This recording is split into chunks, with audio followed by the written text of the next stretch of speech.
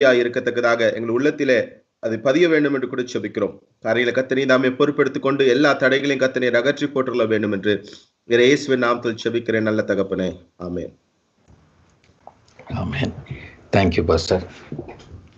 Thank you pastor. நன்றி. அனைவருக்கும் மாலை வணக்கம். இந்த நாளிலும் நம்ம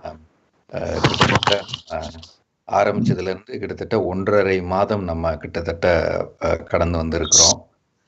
ஸோ நம்ம எதிர்பார்த்ததை விட நமக்கு ஃபீட்பேக்கும் சரி, நமக்கு அட்டெண்டன்ஸும் சரி, நம்ம எதிர்பார்த்த அளவில் நமக்கு இருக்குது அது.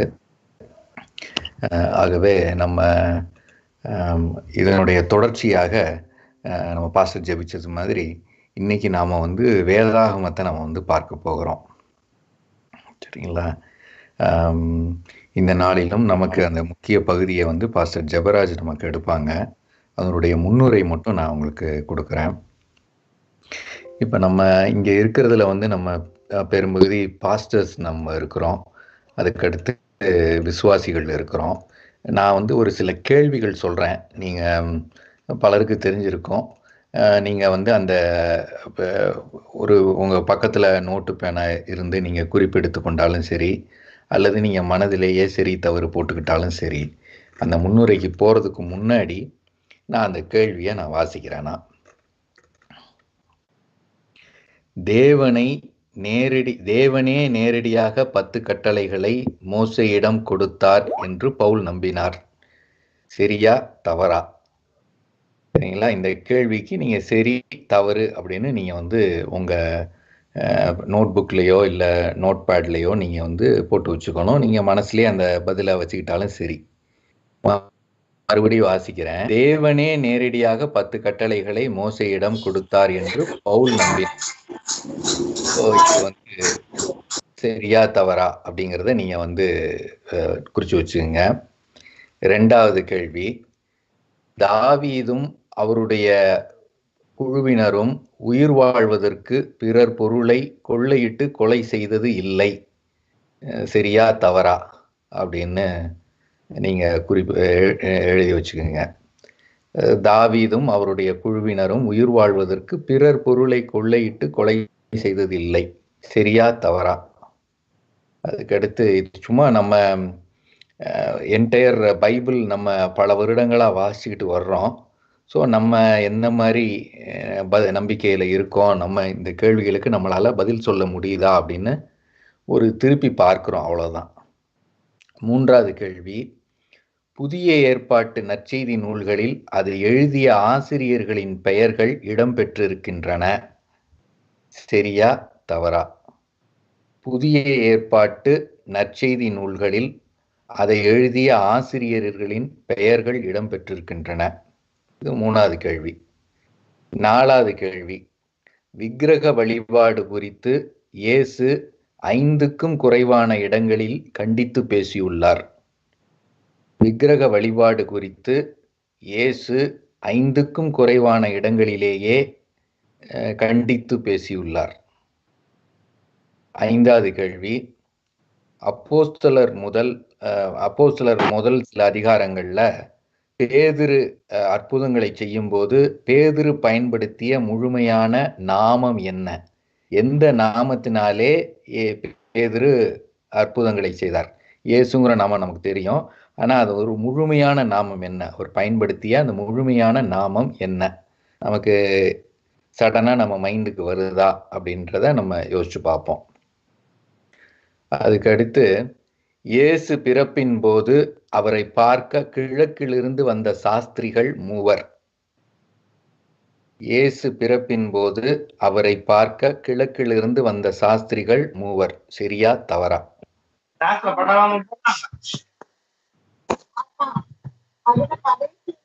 ஸோ இந்த கேள்விகளுக்கு நீங்க சரியா தவறா அப்படிங்கிறத நீங்க குறிப்பெடுத்து வச்சுக்கோங்க. ஒரே ஒரு கேள்விக்கு மட்டும்தான் நீங்க பதில் எழுத வேண்டி இருக்கும். அது என்ன கேள்வின்னா, பேதுரு பயன்படுத்திய முழுமையான நாமம் என்ன அற்புதங்களை செய்ய அப்போஸ்தலர் முதல் அதிகாரங்களில்? ஸோ இதுதான். இது எதுக்குன்னா நம்ம வேதாகமத்தை நம்ம எந்த அளவுக்கு வாசிச்சிருக்கிறோம் அப்படின்னு நம்ம சுய பரிசோதனை செய்வதற்காக சில கேள்விகள், அவ்வளவுதான். சரிங்களா? ஏன்னா நீங்க வந்து நம்ம பைபிளில் நம்ம படிக்கும்போது பார்த்தீங்கன்னா பரிசுத்த ஆவியானவருடைய உதவி இல்லாமல் நம்மளால் பைபிளை வந்து படிக்க முடியாது. அது எல்லாருக்கும் தெரிஞ்ச ஒரு விஷயம்தான். இப்போ 1 ராஜாக்களுடைய புஸ்தகத்தில் இஸ்ரவேலின் ராஜாவும் யூதாவின் ராஜாவும் ஒரு எதிர்நாட்டு ராஜாவோட சண்டைக்கு போகிறதுக்கு ரெடியாக இருக்கிறாங்க. அப்போ என்ன பண்ணுறாங்கன்னா, தீர்க்கதரிசிகளை கூப்பிட்டு கேட்குறாங்க, நாங்கள் சண்டைக்கு போகலாமா, சண்டைக்கு போனால் எங்களுக்கு ஜெயம் கிடைக்குமா அப்படின்னு கூப்பிட்டு கேட்குறாங்க. அப்போ என்ன பண்ணுறாங்க, எல்லா தீர்க்கதரிசிகளும் சேர்ந்து நீர் வந்து யுத்தத்திற்கு போகலாம், கர்த்தர் உனக்கு ஜெயத்தை கொடுப்பார் அப்படின்னு சொல்லி ஒரு சேர அந்த தீர்க்கதரிசிகள் எல்லாம் வந்து சொல்கிறாங்க. அப்போ வந்து ஒரு நீங்கள் அந்த 11ஆம் வசனத்தில் நீங்கள் பார்த்தீங்கன்னா, கேனானாவின் குமாரனாகிய சிதேக்கியாவும் இதைத்தான் சொல்கிறான். அதாவது இரும்பு கொம்புகளை உண்டாக்கி இவைகளால் நீர் சீரியரை முட்டி நிர்மூலமாக்கி போடுவீர் என்று கர்த்தர் சொல்லுகிறார் என்றான். யாரு? கேனானாவின் குமாரனாகிய சிதேக்கியா.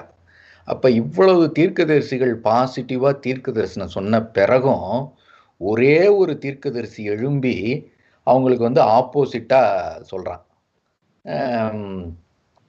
யாருன்னா மிகாயா அப்படிங்கிற தீர்க்கதரிசி. அந்த மிகாயாங்கிற தீர்க்கதரிசி வந்து சொல்றான், நீங்க யுத்தத்துக்கு போனீங்கன்னா சிதறடிக்கப்படுவீர்கள், யுத்தத்துல உங்களுக்கு ஜெயம் கிடைக்காது அப்படிங்கிறான். இவனும் தீர்க்கதரிசி தான், மற்றவர்களும் தீர்க்கதரிசி தான். பட் அந்த நேரத்துல யாரு கர்த்தருடைய உண்மையான பதில சொல்றா அப்படிங்கிறதுல கேட்கக்கூடியவர்களுக்கு ஒரு சிக்கல் இருக்கு. அப்ப அந்த நேரத்துல வந்து 2 தீர்க்கதரிசிகளுக்கு கிட்டத்தட்ட சண்டையே வருது. யாருன்னா செதேக்கியாவுக்கும் மிகாயாவுக்கும். அப்ப வந்து செதேக்கியா என்ன பண்றாரு, மிகாயாவுடைய கன்னத்துல அடிக்கிறார். அடிச்சு, ஏப்பா நாங்கள்லாம் தீர்க்க தரிசனம் சொல்றோம், கர்த்தருடைய ஆவி எந்த வழியா என்னை விட்டு உன்னோடே பேசும்படி வந்தது அப்படிங்கிறார். மீகாயாவுக்கு கோபம் வந்துருச்சு. அவர் சொல்றார், நீ ஒளிந்து கொள்ளும் உள்ளறையிலே பதுங்கும் மண்ணாளிலே அதை காண்பாய் அப்படிங்கிறார். அப்ப பழைய ஏற்பாட்டிலேயே தீர்க்கதரிசிகள் அப்படின்னு ஒரு குழு இருந்தா கூட அந்த தீர்க்கதரிசிகள் சொல்லுகிற வார்த்தை கர்த்தரிடத்திலிருந்து வந்தது தானா அப்படிங்கிறத நிர்ணயம் பண்றதுல ராஜாக்களுக்கு சிக்கல் இருந்தது. அதைத்தான் நம்ம பார்க்கிறோம். அதே 1 ராஜாக்கள் 13ஆம் அதிகாரத்துல நம்ம வந்து இன்னொரு ஒரு முக்கியமான ஒரு விஷயத்த நம்ம பார்க்கிறோம். அதுல வந்து என்னன்னு பார்த்தீங்கன்னா, ஒரு தீர்க்கதரிசி ராஜாவுக்கு தீர்க்க தரிசனம் சொல்லுவதற்காக அனுப்பப்படுகிறான். அப்ப அந்த தீர்க்கதரிசிகிட்ட கர்த்தர் சொல்றாரு, நீ போகிற இடத்தில் உனக்கு வந்து நீ அப்பத்தையும் புசிக்க கூடாது, தண்ணீரையும் குடிக்க கூடாது, எந்த வழியாக நீ போனாயோ அதே வழியாக நீ திரும்பி வந்துடணும் அப்படின்னு ஸ்ட்ரிக்டா சொல்லி அனுப்புறார்.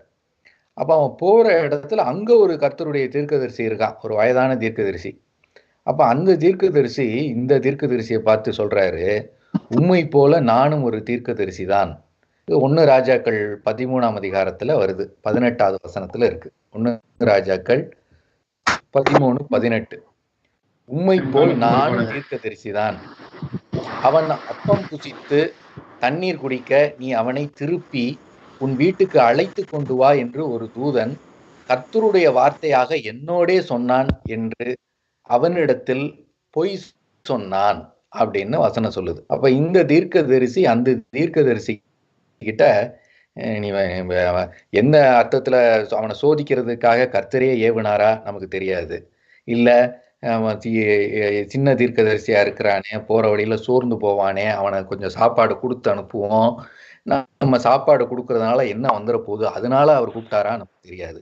ஆனா இந்த தீர்க்கதரிசி சொன்ன பொய்யை நம்பி அந்த தீர்க்கதரிசி போய் சாப்பிடுறாரு. சாப்பிட்டு வர்ற வழியில பாத்தீங்கன்னா அவங்களுக்கு தெரியும், சிங்கம் அவனை அடித்து போடுகிறது. பின்னால இந்த வயதான தீர்க்கதரிசி ரொம்பவும் மன வருத்தப்பட்டு அவனுடைய எலும்புகளை கொண்டு வந்து இன்னொரு இடத்துல வந்து புதைக்கிறார். அப்ப அந்த வயதான தீர்க்கதரிசி கிட்ட வந்து கர்த்தருடைய வார்த்தை வருது. என்ன வார்த்தை வருதுன்னா, வந்து நீ வந்து சொல்லி அவனை சாப்பிட கூப்பிட்டதுனால அவன் என்னுடைய வார்த்தையை மீறி இங்கே புசித்ததினால் அவன் சாகவே சாவான் அப்படின்னு கர்த்தருடைய வார்த்தை இந்த தீர்க்கதரிசி கிட்ட வருது. நான் கூட யோசிச்சேன், நீ ஏன்பா பொய் சொன்ன, நான் உன்னைய நீனே சாவவே சாவாயின்னு சொல்லுவார்னு பார்த்தா, அந்த கர்த்தருடைய வார்த்தையை கேளாம போனானே அந்த தீர்க்கதரிசி. ஏன்னா இப்ப இந்த 1 ராஜாக்கள் எழுதின ஆத்தருக்கு சப்ஜெக்ட் வந்து யாருன்னா பெரிய தீர்க்கதரிசி கிடையாது, சின்ன தீர்க்கதரிசி. சின்ன தீர்க்கதரிசி தான் சப்ஜெக்ட். ஆகவே அந்த நெரேஷன்ல தான் அந்த கதை போகிறதுனால சின்ன தீர்க்கதரிசி அடிப்படையாக வைத்தே அந்த கதை வந்து நகர்கிறது. அப்ப அந்த பெரிய தீர்க்கதரிசி ரொம்ப சோகமாகறான். ஐயோ, நம்ம சொன்னதுனால தானே இறந்தான் அப்படின்னு. அப்ப இது ஆய்வாளர்கள் பார்க்கும்போது இது வந்து இந்த சின்ன தீர்க்கதரிசியை சோதிப்பதற்காகத்தான் பெரிய தீர்க்கதரிசியை அப்படி சொல்லுவதற்கு அனுமதிக்கப்பட்டான் அப்படின்னு கருத்துக்கள்லாம் சொல்றாங்க. ஒருவேளை அந்த டெஸ்ட்ல இவன் பாஸ் ஆகி வந்திருந்தான்னா கர்த்தர் இவனை பெரிய இடத்துல பயன்படுத்தி இருப்பார் அப்படின்னு. அப்ப வந்து இதுல அதைத்தான் வந்து 1 யோவான் 4வது அதிகாரத்துல நம்ம வந்து பார்க்கிறோம். பிரியமானவர்களே, உலகத்தில் அநேக கள்ள தீர்க்கதரிசிகள் தோன்றி இருப்பதினால் நீங்கள் எல்லா ஆவிகளையும் நம்பாமல் அந்த ஆவிகள் தேவனால் உண்டானவைகளா என்று சோதித்து அறியுங்கள் அப்படின்னு வசனம் சொல்லுது. கர்த்தருடைய காரியம் எப்படி இருக்கும் அப்படின்னா, நமக்கு புதிய ஏற்பாட்டுல இயேசு கிறிஸ்து நமக்கு கொடுத்த பிரதான கட்டளையே என்ன? நீங்கள் உங்களை நேசிக்கிறது போல பிறரையும் நேசியுங்கள். அதுதான் 1 யோவான் 4ஆம் அதிகாரம் 7-8 நம்ம பார்க்கிறோம். பிரியமானவர்களே, ஒருவரில் ஒருவர் அன்பாயிருக்க கடவோம், ஏனெனில் அன்பு தேவனால் உண்டாயிருக்கிறது. அன்புள்ள எவனும் தேவனால் பிறந்து அவரை அறிந்திருக்கிறான். அன்பில்லாதவன் தேவனை அறியான், தேவன் அன்பாகவே இருக்கிறார். அப்ப அன்பாகிய தேவனுடைய காரியங்களை அன்பில்லாத இன்டர்பிரிட்டேஷனா இன்னைக்கு வசனங்கள் வெளி நம்மிடத்தில் வந்து குவியறத நம்ம பார்க்கிறோம். எப்படி பழைய ஏற்பாட்டுல சில இடத்துல அவன் கர்த்தருடைய தீர்க்கதரிசியா இருந்தா கூட அவனுக்கு அந்த வார்த்தை அருளப்படவில்லை என்றால் அவன் அமைதியா தான் இருக்கணும். ஆனா அந்த இடத்துல அவன் ஒரு தீர்க்கதரிசியை சொல்றான், கன்ஃபியூஷன் வருது. இன்னொரு இடத்துல அவன் கர்த்தருடைய தீர்க்கதரிசியா இருந்தாலும் அவன் பொய் சொல்லும்படி ஏவப்படுகிறான், ஆகவே அவன் பொய் சொல்றான். அப்ப அந்த தீர்க்கதரிசி யாருங்கிறது அங்க முக்கியம் கிடையாது, அந்த வார்த்தை கர்த்தரிடத்திலிருந்து வந்ததா அப்படிங்கிறது தான் அங்க ரொம்ப ரொம்ப முக்கியமாக பார்க்கப்பட வேண்டிய ஒரு விஷயம். ஸோ யார் சொல்றா அப்படிங்கிறத பத்தி அங்க இது சிக்னிஃபிகன்ஸ் கிடையாது. என்ன சொல்றாங்க, அது கர்த்தரிடத்திலிருந்து வந்ததா அப்படிங்கிறது தான் நம்ம அதை குறிப்பா பார்க்க வேண்டியிருக்கு. இதே மாதிரி தான் நம்ம இந்த நாட்கள்ல பைபிள்ல படிக்கும்போது, பைபிள் நமக்கு 300 வருஷத்துக்கு முன்னாடி வரைக்கும் பொதுமக்களுடைய கையில பைபிள் கிடையாது. ஏன்னா அப்ப அச்சு இயந்திரம் வரல. யாரெல்லாம் பிரதி எடுக்க முடிஞ்சதோ, யாரெல்லாம் அந்த காசு கொடுத்து அந்த பிரதிய தோல் சுருள் எழுதப்பட்டதையும் அல்லது அந்த பாப்பிரஸ் இலைகள் எழுதப்பட்டதையும் வாங்க முடிந்ததோ, காசு கொடுத்து வாங்க முடிந்த ஐஸ்வர்யவான்கள் வாங்க முடிந்ததோ அவர்களுக்கு மட்டும்தான் ஆக்சசபிளா இருந்தது. இப்பதான் நம்ம கையில அது கிடைச்சிருக்கு. அப்ப நம்ம கையில இந்த பொக்கிஷம் கிடைச்சிருக்கு அப்படிங்கிறதுனாலே நம்ம அதுல வாசிக்கிறது எல்லாமே நமக்கு புரியுதா அப்படின்னு நம்ம கேள்வி கேட்டா பாஸ்டர்கள் உங்ககிட்ட வர்ற கேள்வியை வச்சு நீங்களே சொல்லுவீங்க, அப்படி கிடையாது. ஏன்னா விசுவாசிகள் நீங்க வந்து பல சந்தேகங்களோட நம்ம இடத்துல வந்து கேள்வி கேட்குறாங்க. ஆகவே வேதம் இருந்தா மட்டும் போதாது, அதை நம்ம படிக்கக்கூடிய படிப்பறிவு நமக்கு இருந்தா மட்டும் போராது, அதை புரிந்து கொள்ள பரிசுத்த ஆவியானவருடைய உதவி வேண்டும். அதுதான் வந்து அப்போஸ்தலர் 8ஆம் அதிகாரத்துல நம்ம வந்து வாசிக்கிறோம். ஒரு கந்தாய மந்திரியினுடைய கையில ஏசாயாவினுடைய தோல் சுருள் இருக்கு, அதை வாசிக்கிறான். வாசிக்கக்கூடிய படிப்பறிவு அவனுக்கு இருக்கு, ஆனா அதனுடைய பொருளை அவன் விளங்கி கொள்ள இயலவில்லை. படிப்பறிவு மட்டும் போதாது, அந்த பொருளை விளங்கி கொள்ள வேண்டும் என்றால் இறை வெளிச்சம் வேண்டும், பரிசுத்த ஆவியானவருடைய உதவி வேண்டும். அதைத்தான் அவன் வந்து சொல்றான். பிலிப்பு ஓடி போய் அந்த ரதத்துல சேர்ந்து கொண்ட பிறகு அவன் கேட்கிறான், நீர் வாசிக்கிறவைகளின் கருத்து உமக்கு தெரியுமா என்றான். அப்போஸ்தலர் 8ஆம் அதிகாரம் 30-31 ஐய வசனம். அப்ப அதற்கு அந்த கந்தேக மந்திரி சொல்றார், ஒருவன் எனக்கு தெரிவிக்காவிட்டால் அது எனக்கு எப்படி தெரியும் என்று சொல்லி அப்புறம் வந்து பிலிப்பு வந்து தன்னோட உட்காரும்படி அவனை வேண்டிக் கொண்டான். அதுக்கு பிறகு நடந்தது நமக்கு தெரியும். பிலிப்பு அவருக்கு சொல்லி கொடுக்குறாரு, அவனுக்கு புரியுது.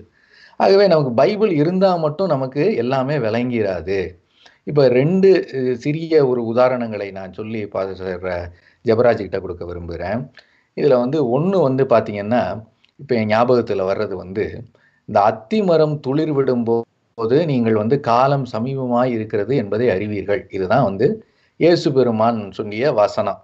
அப்ப இந்த வசனத்துல இன்டர்பிரிட்டேஷன்ல ஒரு குறிப்பிட்ட ஐரோப்பிய இறையியலாளர்கள் என்ன எழுதுறாங்க அப்படின்னா, அந்த அத்திமரம் துளிர் விடுதல் என்பது இஸ்ரேல் தேசம் உருவாவதை குறிக்கும்னு ஃபுட்நோட்ஸ்ல எழுதுறான் அவன். அது வசனத்துல கிடையாது. அப்போ இந்த ஃபுட்நோட்ஸ்ல இதை எழுதுனதுனால அமெரிக்காவில் அந்த ஜூயிஷ் லாபி இதை அருமையா பயன்படுத்திக்கிறாங்க. ஏன்னா அந்த 1940 அந்த அந்த யூத தேசம் உருவாக வேண்டும் என்றால் அதுக்கு அமெரிக்காவுடைய அந்த யூகேவுடைய சப்போர்ட்டு வேணும், அமெரிக்காவுடைய சப்போர்ட்டும் வேணும். பட் அந்த நேரத்தில் பிரதானமாக உதவி செஞ்சது யாருன்னு பார்த்தீங்கன்னா யூகே. பட் மக்கள் மத்தியில் இது தேவ சித்தம் அப்படிங்கிற கருத்தை பரப்புறதுக்கு யூகேல இருக்கிற ஆக்ஸ்போர்டு பிரஸ் என்ன பண்றாங்கன்னா, இதை ரொம்ப எளிமையான விலையிலையும் சில இடங்கள்ல ரொம்ப ஃப்ரீயாகவும் ஸ்காஃபீல்டு பைபிளை பிரிண்ட் பண்ணி கொடுக்குறாங்க. ஏன்னா இந்த ஸ்காஃபீல்டு ரெஃபரன்ஸ் பைபிளில் என்ன பண்றாங்க அப்படின்னா, அத்திமரம் துளிர் விடுதல் என்பது இஸ்ரேல் தேசம் உருவாவதை குறிக்கும்னு ஃபுட்நோட்ஸ்ல முதல்ல இன்ட்ரடியூஸ் பண்றாரு ஸ்காஃபீல்டு. இது எப்போ நடக்குதுன்னா 19th செஞ்சுரியில் நடக்குது, ஒரு 200 வருஷத்துக்கு முன்னாடி. அதுக்கு முன்னாடி வரைக்கும் அது அந்த விளக்கம் கிடையாது.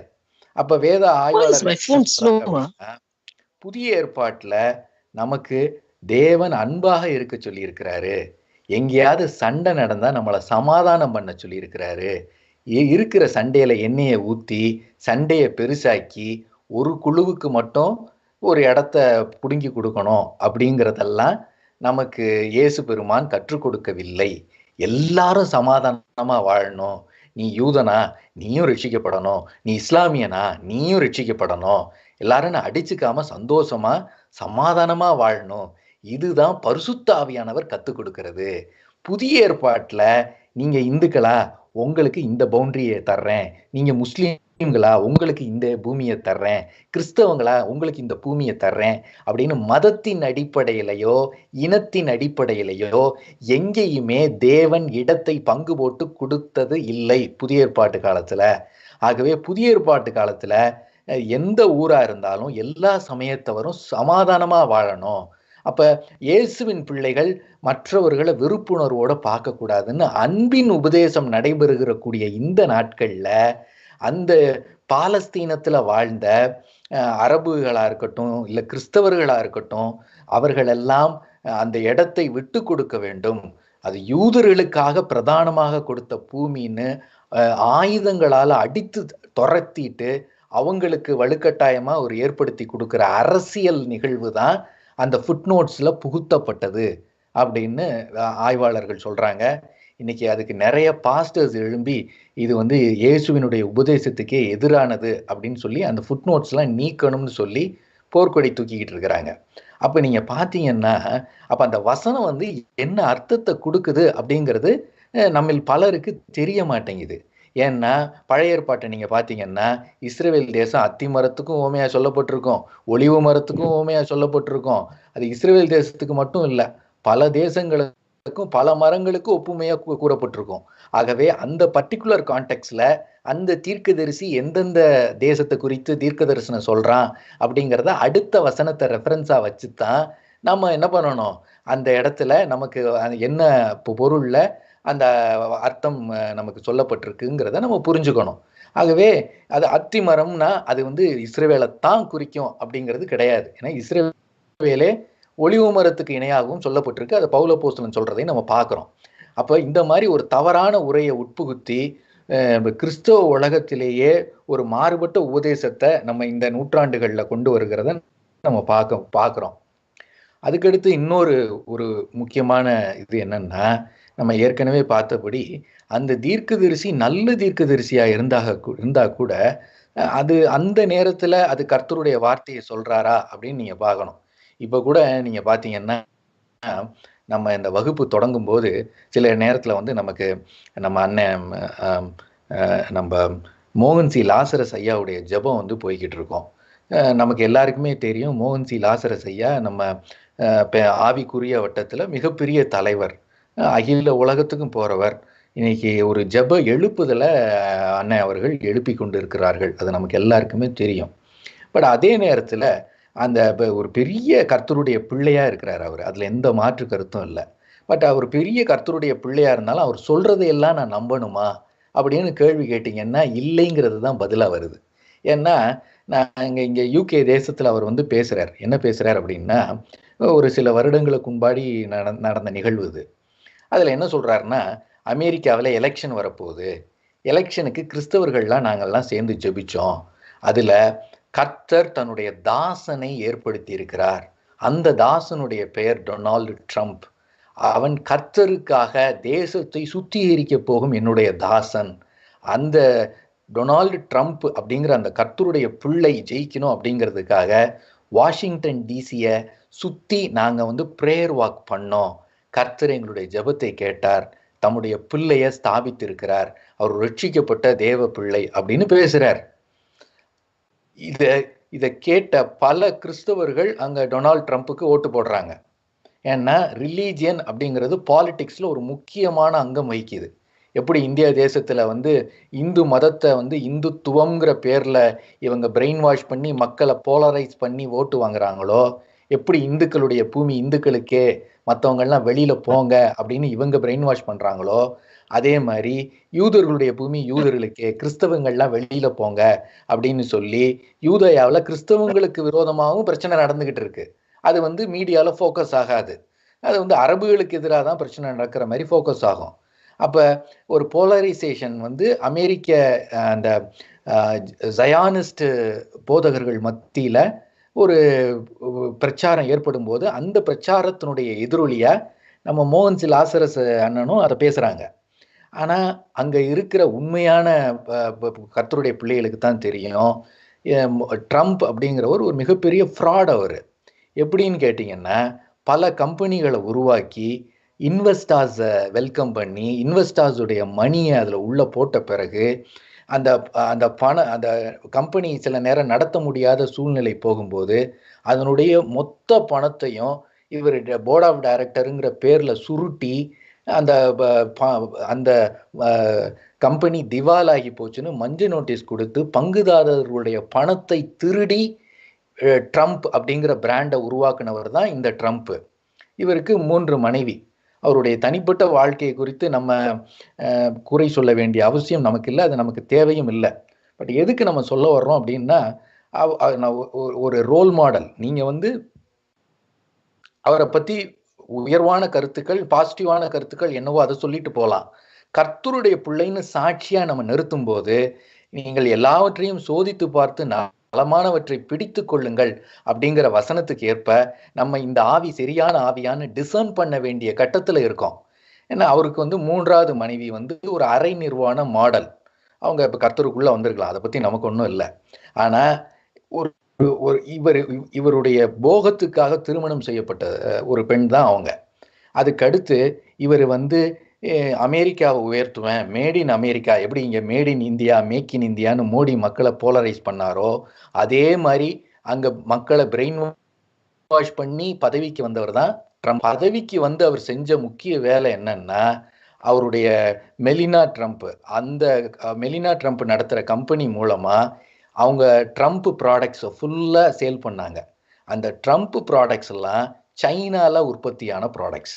அப்போ எந்த சைனாவில் உற்பத்தி செய்ய மாட்டோம், இந்த அமெரிக்கர்களுக்கு வேலை வாய்ப்பு கொடுப்போம், அமெரிக்காவுடைய பொருளாதாரத்தை உயர்த்துவோன்னு எந்த ட்ரம்ப் வந்தாரோ அதே ட்ரம்ப்பு சைனாலேருந்து பொருட்களை வாங்கி ட்ரம்ப் பேரில் விற்றார். இன்னைக்கும் அவருடைய பேர்களில் வந்து சூதாட்ட கிளப்பு இன்னைக்கு இயங்கிட்டு இருக்கு. அப்போ இவருக்கும் கர்த்தருக்கும் என்ன தொடர்பு? ஒரு கருப்பர் அடிக்கப்பட்ட பிறகு தன்னுடைய இமேஜை மெயின்டைன் பண்ணணுங்கிறதுக்காக ஒரு பைபிளை தூக்கிட்டு சர்ச்சுக்கு முன்னாடி நின்று போஸ்ட் கொடுத்தாரு.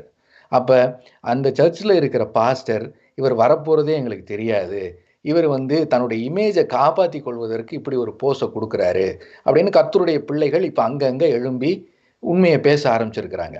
அப்போ நம்ம மரியாதைக்குரிய, நம்ம மதிப்புக்குரிய, ஆவிக்குரிய அண்ணன் மோகன் சி லாசரஸ் ஐயாவே சொன்னாலும் சொன்னது சரிதானா அப்படிங்கிறத வேறு பிரித்து பார்க்க வேண்டிய காலகட்டத்தில் நம்ம இருக்கிறோம். ஏன்னா இந்த காலம் மிகவும் பொல்லாததாக இருக்குது. அதுதான் வந்து புறாவை போல கபடற்றவர்களாகவும் சர்ப்பத்தை போல வினா உள்ளவர்களாகவும் இருங்கள் அப்படிங்கிறார். ஆகவே தான் இந்த இந்துத்துவாவாக இருந்தாலும் சரி, சயோனிச கொள்கையாக இருந்தாலும் சரி, இந்த ட்ரம்ப்பாக இருந்தாலும் சரி, எல்லாமே ஒரே ஸ்ட்ராட்டஜியில் இன்னைக்கு மூவ் ஆகிட்டு இருக்கிறாங்க. மதத்தை வச்சு மக்களை போலரைஸ் பண்ணி திசை திருப்பணும் அப்படிங்கிறதுல தான். ஸோ இந்த இதில் தான் நம்ம பைபிளை படிக்கும்போது கந்தாய மந்திரி சொன்னா, எனக்கு சொல்லுகிறவன் இல்லாவிட்டால் எனக்கு இது எப்படி புரியும்னு கேட்டான். அதே மாதிரி தான் இப்போ நம்ம வெளிப்படுத்தல் விசேஷத்தை நம்ம சபையில் நம்ம பிரசங்கம் பண்ணணும்னா, நம்ம சுயமா நம்ம எந்த போதகரும் நம்ம பிரசங்கம் பண்ணுகிறது இல்லை. ஏன் அப்படின்னா அது கோடு லாங்குவேஜில் எழுதப்பட்டிருக்கு. அப்போ அந்த வெளிப்படுத்தல் விசேஷத்தை பிரசங்கம் பண்றதுக்கு நமக்கு ஒரு கமெண்ட்ரி தேவைப்படுது. அப்ப அந்த கமெண்ட்ரி யூரோப்பியன்ஸ் எழுதின கமெண்ட்ரியாக இருக்கிறது. பைபிளை எழுதின எல்லாருமே ஆசியாவை சேர்ந்தவங்க. பைபிளுக்கு உரை எழுதினவங்க எல்லாருமே ஐரோப்பியர்களாக இருக்கிறாங்க. ஆசியா ஒரு ஆன்மீக பூமியா இருக்கு. ஐரோப்பா அல்லது மேற்கத்திய பூமி அது ஒரு மெட்டீரியலிஸ்டிக் லேண்டா இருக்கு. ஏன்னா நம்ம ஆத்துல போற தண்ணியை குடிச்சிட்டு மரத்துல இருக்கிற இலையை பறிச்சு தின்னுட்டு நாம எங்கிருந்து வந்தோம், இறைவன் ஏன் பலியாகணும் அப்படிங்கிறத நம்ம இங்க யோசிக்க முடியும். அவனால அப்படி யோசிக்க முடியாது. உயிர் வாழ்றதற்கே அவன் பெரிய போராட்டத்தை செய்ய வேண்டியிருக்கு. ஏன்னா அங்க குளிர் தேசம், குளிர் அவனை கொன்றும். ஆகவே தான் குளிர்ல இருந்து பாதுகாக்கிறதுக்கு அவன் நிறைய நியூ இன்வென்ஷன்ஸை கண்டுபிடிக்க வேண்டியிருக்கு. ஆகவே தான் அவன் டெக்னாலஜியில உயர்ந்து இருக்கான். அப்படிப்பட்ட ஐரோப்பியர்களால் உருவாக்கப்பட்ட கமெண்ட்ரிஸை தான் இன்னைக்கு நம்ம பயன்படுத்திக்கிட்டு இருக்கோம். அப்போ வெளிப்படுத்தல் விசேஷத்துக்கே 3 வகையான கமெண்ட்ரி இருக்கு. ஃபியூச்சரிசம், ஹிஸ்டாரிசிசம், ப்ரீட்டரிசம் அப்படின்னு. அப்போ இதுல அமெரிக்க ஐரோப்பிய இவாஞ்சலிஸ்ட் இறையியலாளர்களால் நமக்கு கொடுக்கப்பட்ட கமெண்ட்ரி ஃபியூச்சரிசம். அவே அந்த ஃபியூச்சரிஸ்ட் கமெண்ட்ரியை தான் நம்ம பயன்படுத்திக்கிட்டு இருக்கோம். மற்ற கமெண்ட்ரி என்ன சொல்லுதுன்னே நம்ம பலருக்கு தெரியாது. ஆகவே உரை அப்படிங்கிறது அவன் கொடுக்கறது தான். அது ஸ்காஃபில்ட் ரெஃபரன்ஸ் பைபிளா இருக்கட்டும் அல்லது மற்ற எந்த ஸ்டடி பைபிளா இருக்கட்டும், ஐரோப்பியர்கள் என்ன கமெண்ட்ரியில கொடுக்குறானோ அதுக்குள்ளதான் நம்ம யோசிக்க முடியுதே தவிர அதை தாண்டி இயேசுவின் வெளிச்சத்துல நம்ம எல்லாத்தையும் பார்க்க கடமைப்பட்டு இருக்கிறோம். ஏனென்றால் காலங்கள் பொல்லாததா இருக்கிறது. எம்டி ஜெகன் ஒரு பிரசங்கியார் இருக்கிறார். அவர் இது திறந்தீங்கன்னா இஸ்ரேல் ஆதரவு பிரசங்கம் தான் இருக்கும். கிறிஸ்துவுக்குள் யூதன் என்றும் இல்லை, கிரேக்கன் என்றும் இல்லை, முடிஞ்சு போச்சு, எல்லாரையும் சமத்துவம் பார்க்கிற என் ஆண்டவர் இயேசுவின் நாமத்தை இன்னைக்கு ஒரு இனத்துக்கு ஆதரவா, ஒரு லேண்டுக்கு ஒரு ஆதரவா இன்னைக்கு சுருக்கி கொண்டு போகிற சூழ்நிலை தான் காணப்படுது. பல பொய் பிரச்சாரங்கள் இன்னைக்கு பரவிக்கிட்டு இருக்கு. ஒரு கிரெடிட் கார்டு வந்துடக்கூடாது, ஒரு சிப்பு வந்துடக்கூடாது. இது எல்லாமே காலங்கள் சமீபமா இருக்குன்னு அதுல ஒரு பிரசங்கத்தை போட்டுருவாங்க. அப்போ பூமியில நம்ம செய்ய வேண்டிய வேலையை செய்ய விடாம நம்மளை சோம்பேறியாக்கி நம்மெல்லாம் பரலோகத்துக்கு போறோம், கடைசி காலம் வந்துருச்சு அப்படின்னு நம்ம திசை திருப்புகிற வேலைகள் நிறைய நடந்துகிட்டே இருக்கு. இந்த காலம் பிதாவை தவிர யாருக்கும் தெரியாதுன்னு ஆண்டவர் சொல்லியிருக்கிறார். அப்ப அந்த நிலையில தான் நம்ம ஒவ்வொரு பகுதியா நம்ம பைபிளுக்குள்ள போய் படிக்க போறோம். அதனுடைய முதல் பகுதியா பைபிள்ல இந்த அற்புதமான பொக்கிஷம் காலங்காலமா நம்ம இடத்துல வரும்போது அதை நம்ம திருச்சபை தலைவர்களாக இருக்கட்டும் இல்ல அருமையான யூதர் அபிமார்களா இருக்கட்டும், அவங்க மிகப்பெரிய ஸ்ரத்தை எடுத்து இந்த பைபிள் அப்படிங்கிற பொக்கிஷத்தை நமக்கு கடத்தி கொடுத்துருக்குறாங்க. அப்ப அதை கடத்தி கொடுக்கும்போது அவர்களுக்கு ஏற்பட்ட சிக்கல்கள் என்னென்ன, மொழிபெயர்க்கும் போது ஏற்பட்ட சிக்கல்கள் என்னென்ன, அப்புறம் ஒரு தோல்சுருள்ல இருந்து இன்னொரு தோல்சுருளுக்கு காப்பி ஆகும்போது ஏற்பட்ட சிக்கல்கள்ல என்னென்ன வேறுபாடு நமக்கு வந்துருச்சு, அந்த வேறுபாடுகள் மூலமா என்னென்ன குழப்பங்கள் இருக்கு, இந்த குழப்பங்களுக்கு மத்தியிலையும் அந்த இயேசு பெருமானுடைய நற்செய்தி சிதையாம நமக்கு எப்படி வந்திருக்கு அப்படிங்கிறதான் பாஸ்டர் ஜெபராஜ் ஐயா நமக்கு சொல்ல போறாங்க. இதுல நான் பைபிள் அதுல எந்த ஒரு குறையுமே இல்லைங்க அப்படிங்கிற தலைப்புலையும் நம்ம பேசலாம். ஆனா கேட்பவர்களுடைய காதுக்கு தேனொழுக பேசி இனிமையா இதனுடைய சாங்டிட்டி, இதனுடைய தூய்மைத்துவத்தை நான் உயர்த்தி பிடித்து கைதட்டல் வாங்குறது நமக்கு ஒரு பெரிய சிரமமான வேலை கிடையாது. ஆனா இது எல்லா இடத்துலையும் நடக்குது. அதை செய்வது நமக்கு நோக்கம் அல்ல. இயேசு நமக்கு தெளிவான கட்டளை கொடுத்திருக்கிறார். உள்ளதை உள்ளதென்றும் இல்லதை இல்லதென்றும் சொல்லுங்கள், அதற்கு மிஞ்சினது தீமையினால் உண்டாயிருக்கும் அப்படிங்கிறார். ஆகவே நாம நம்மளுடைய சுய பலத்தினால கர்த்தருக்கு ஒரு மகிமையை கொடுக்கணுங்கிற அவசியமே இல்லை. நம்ம உண்மையினால கர்த்தரை மகிமைப்படுத்துறது தான் கர்த்தர் நம்ம இடத்துல இருந்து எதிர்பார்க்கிறது. ஆகவே நம்ம வரலாற்றில் உண்மையாகவே அந்த அற்புதமான பைபிள் மொழிபெயர்க்கப்படும் போது சிக்கல் இருந்துச்சு. அந்த சிக்கல்னு நம்ம ஒத்துக்கொள்கிறோம். ஏன்னா நம்ம கர்த்தருடைய பிள்ளைகள், உள்ளதை உள்ளதென்றும் நம்ம சொல்லத்தான் வேணும். ஆகவே ஏன் நம்ம இந்த பாடத்துக்குள்ள போறோம் அப்படின்னா, இப்ப நாங்க இங்க இந்துக்களோட பேசும்போது, இஸ்லாமியர்களோட பேசும்போது, அப்ப சில விவாதங்கள் வரும்போது, அப்ப இது உண்மையா பொய்யா அப்படிங்கிற அந்த கட்டத்துக்கு நம்ம நகர்த்தப்படும் போது, அப்ப நம்ம உள்ளதை உள்ளதுன்னு சொல்ல வேண்டியிருக்கு. அப்ப இயேசு பெருமான் தான் இந்த பேரண்டத்தை உண்டாக்கிய கடவுள் அப்படின்னு அடிச்சு சொல்றோம், அதிகாரத்தோட சொல்றோம், பல வேதங்கள்ல இருந்து ஆதாரங்களை எடுத்து சொல்றோம். அப்ப இயேசு பெருமான கடவுளாக முன்னெடுக்கிற இந்த வேளையில நம்ம பைபிள்ல ஏற்பட்ட சிக்கலையும் நம்ம உண்மையாகவே பார்க்க வேண்டியிருக்கு. ஆகவே over to pastor Jebaraj.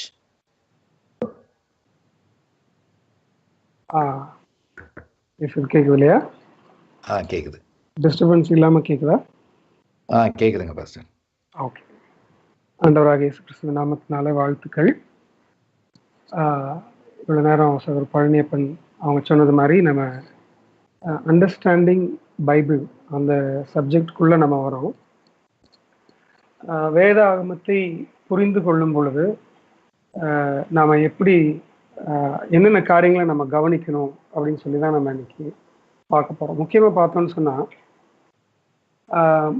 மொழிபெயர்ப்புகள், copying of the text அப்படின்னு சொல்லிட்டு நிறைய காரியங்கள் நம்ம படிக்க முடியும்.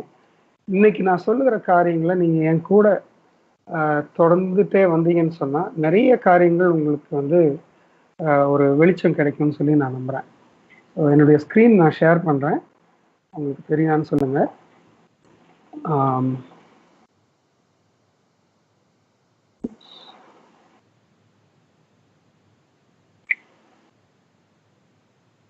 ஸ்கிரீன் தெரியுதா? தெரியுது pastor. Okay. So understanding Bible இதை குறித்து நான் ரொம்ப அதிகமாக யோசித்தேன், வாசித்தேன், தியானித்தேன். அதன் விளைவில் ஒரு ஒரு ஒரு தெளிவான ஒரு ஃப்ளோ எனக்கு கிடைச்சிது. அதை முதல்ல இருந்து நான் உங்களுக்கு சொல்ல விரும்புகிறேன். எனக்கு கொடுக்கப்பட்ட டாப்பிக்கை ஃபுல்லாக கம்ப்ளீட் பண்ண முடியுமான்னு எனக்கு தெரியல, முழுமையாக கம்ப்ளீட் பண்ண முடியுமான்னு. ஆனாலும் நான் முயற்சி செய்கிறேன். சார்ல்ஸ் ஹெச் ஸ்பர்ஜன் இப்படியா ஒன்று சொன்னார், என்னன்னா, for every 10 men who is ready to die for the Bible, there is only one who actually reads it.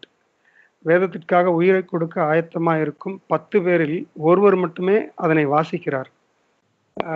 இது எதுக்காக அவர் சொல்கிறாருன்னு, வேதத்தின் மேல ஒரு பாசம் அல்லது வெறி இருக்கிற அளவுக்கு அதுல என்ன இருக்குதுன்னு தெரிஞ்சுக்கிறதுக்கான ஆர்வம் மிகவும் குறைவா இருக்குது அப்படிங்கிறத சொல்ல வர்றாரு.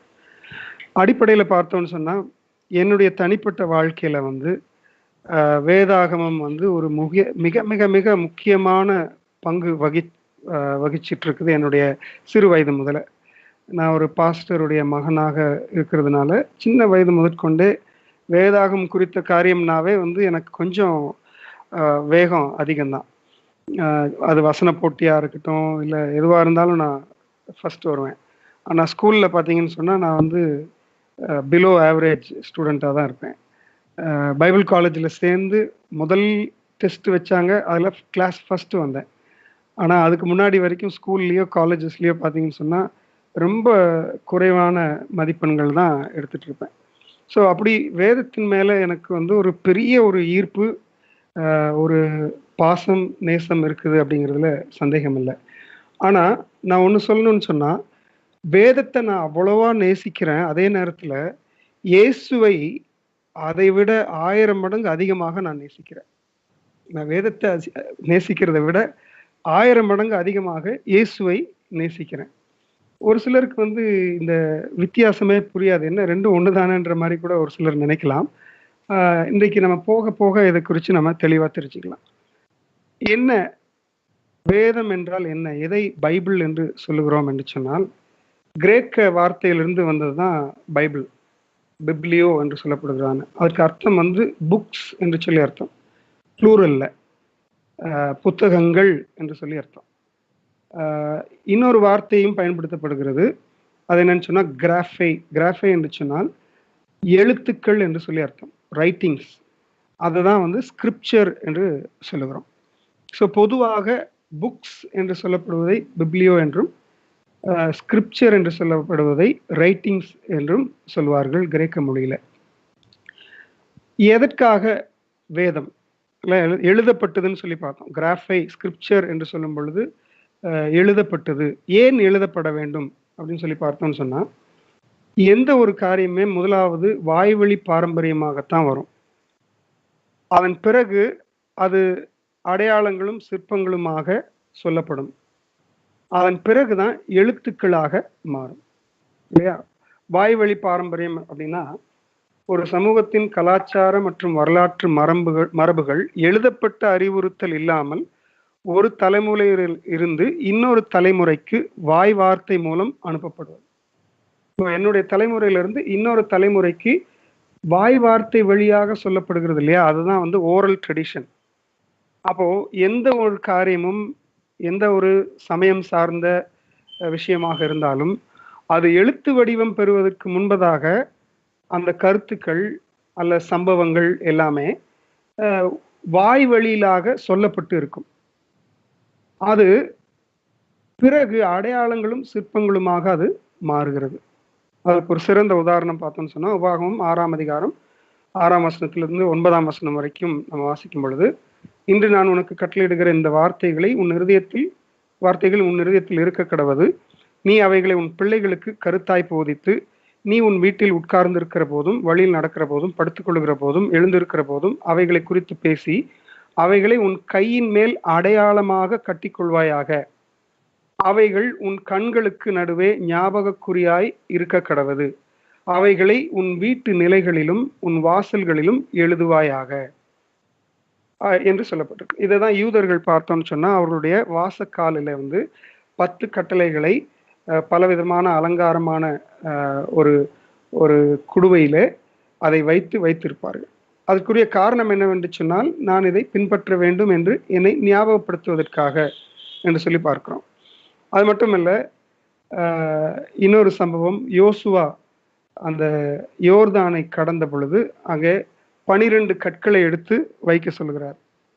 எதற்காக என்று சொன்னால், நாளை இந்த கற்கள் ஏதென்று உங்கள் பிள்ளைகள் உங்களை கேட்கும்போது நீங்கள் கர்த்தருடைய உடன்படிக்கை பெட்டிக்கு முன்பாக யோர்தானின் தண்ணீர் பிரிந்து போனதனால் அவைகள் வைக்கப்பட்டிருக்கிறது என்று சொல்லுங்க என்று சொல்லி அங்கே அந்த கற்கள் வைக்கப்படுகிறது. அப்போ எழுதப்படுகிற காலம் அதற்கு முன்பதாக இது மாதிரி அடையாளங்களும் காணப்படுகிறது. இது மட்டும் இல்லை, ஃபெஸ்டிவல்ஸ், பண்டிகைகளுமே இந்த கருத்துக்களை அல்லது சம்பவங்களை பிற்கால சந்ததிக்கு சொல்வதற்காக என்று சொல்லி ஏற்படுத்தப்படுகிறவைகள் தான்.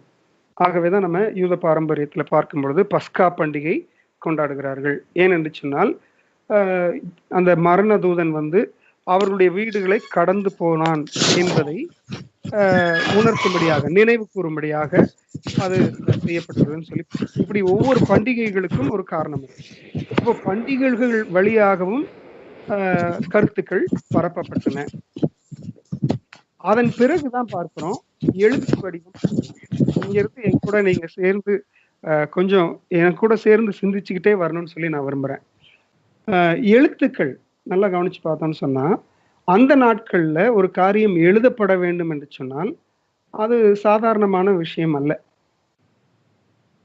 அது மிக முக்கியமானதாக இருந்தால்தான் அதை எழுதுவார்கள். ஏனென்று சொன்னால், அது எழுதுறது வந்து அது மிகப்பெரிய ஒரு வேலை இல்லையா? முற்காலத்துல வந்து கல்லுகளில செதுக்கினார்கள். இப்போ கல்லுல செதுக்கணும்னு சொன்னா அது குறிப்பிட்ட ஆட்கள் தான் செதுக்க முடியும். அது மட்டும் இல்லை, அந்த எழுத்து தெரிந்தவர்கள் தான் செதுக்க முடியும். அது அவ்வளவு முக்கியமா இருக்கும் பட்சத்தில் தான் வந்து அதை அவர்கள் எழுதுவார்கள். கல் வடிவில் அதை எழுதுவார்கள் என்று சொல்லி பார்க்கிறோம். அதே மாதிரி அதன் பிறகு வந்ததான தோல் சுருள்களாக இருக்கட்டும், அது எழுத வேண்டும் என்று சொன்னால் அது நிறைய முயற்சிகள், நிறைய வேலை பளு இருக்கிறது. நம்ம ஊர்ல பார்த்தோம்னு சொன்னா பனை ஓலைகளில எழுதினாங்க. அதுவும் வந்து யார் வேணா எழுதிட முடியாது, ஒரு குறிப்பிட்டவர்கள் தான் அதை எழுத முடியும். அப்போ அதற்குன்னு சொல்லி ஒரு முயற்சிகள் எடுக்க வேண்டியிருந்தது.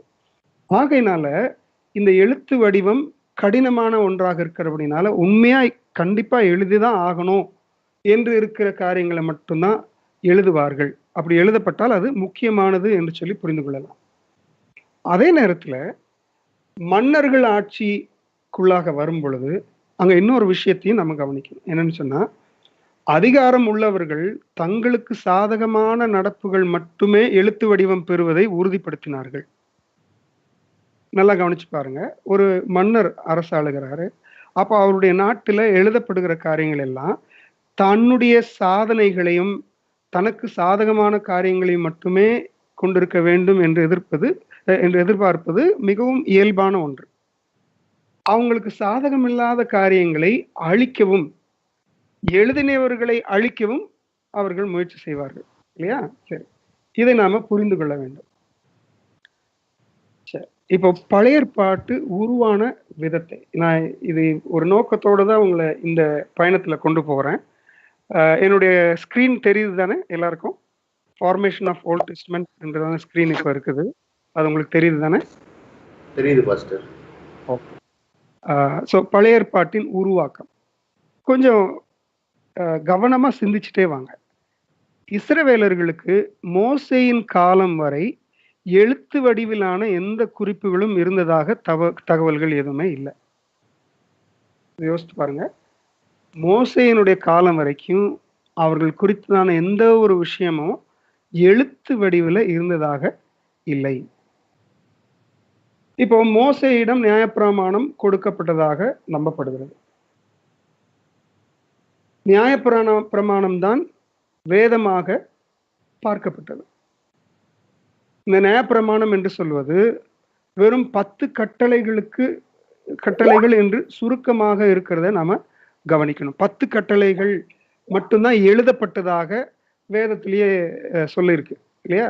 யாத்திராகமத்துல நாம வாசிக்கும் பொழுது இந்த 10 கட்டளைகள் தான் வந்து எழுதப்பட்டது. அப்போ அதுதான் முதல் எழுத்து வடிவில் வருகிற ஒரு காரியமாக நம்ம கிட்ட இருக்கிற ரெக்கார்டு படி சொல்லப்படுகிறது. இப்ப மோசேயினுடைய நியாயப்பிரமாணம் தேவன் நேரடியாக அவரிடத்துல கொடுத்ததாகவும் அதை அவரே எழுதியதாகவும் அங்கே சொல்லப்படுகிறத நம்ம பார்க்கிறோம். அப்போ இந்த வேதத்துல சொல்லப்பட்டிருக்கிற விஷயங்களின் வழியாகவே தான் நான் இப்போ சிந்திச்சுட்டே வர்றேன் இல்லையா? மோசேயிடம் நியாயப்பிரமாணம் கொடுக்கப்பட்டது என்று சொல்லி நான் நம்புறோம். அப்போதான் அது எழுத்து வடிவம் பெறுகிறது. சரியா? அடுத்தது அதனுடைய வளர்ச்சி தான் வந்து தோரா. தோரா என்பது முதல் 5 ஆகமங்கள் என்று சொல்லப்படுகிறது. இது வந்து பார்த்தோம்னு சொன்னா மோசே எழுதினதாக நம்பப்படுகிறது. இந்த முதல் ஆதியாகமம், யாத்திராகமம், லேவியராகமம். ஸ்கிரீன் மூவ் ஆகல, அப்படியே சிம்பல்ஸ் அண்ட் ஸ்கல்ப்சர்ஸ்லயே நிக்குது. ஓ, ஓகே, ஒரு நிமிஷம். இப்ப தோரா வருது. ஓகே ஓகே, சரி. அப்படின்னா நான் வந்து இந்த ஃபார்மேட்லயே நான் கண்டினியூ பண்றேன். நான் ஃபுல் ஸ்கிரீன் வச்சா அது மாறலன்னு நினைக்கிறேன். Okay okay. தோரா, இந்த தோரா என்பது முதல் 5 ஆகமங்கள். அது மோசே எழுதினதாக பாரம்பரியமாக நம்பப்படுகிறது. ஆனால் இப்பொழுது உள்ள ஆராய்ச்சிகளின்படி, அறிஞர்களுடைய கருத்துப்படி, இது வந்து பல விதமான வாய்வழி மரபுகளினுடைய தொகுப்பு தான் இந்த 5 ஆகமங்கள் என்று சொல்லுகிறார்கள் அறிஞர்கள். வாய்வழி பாரம்பரியங்கள்.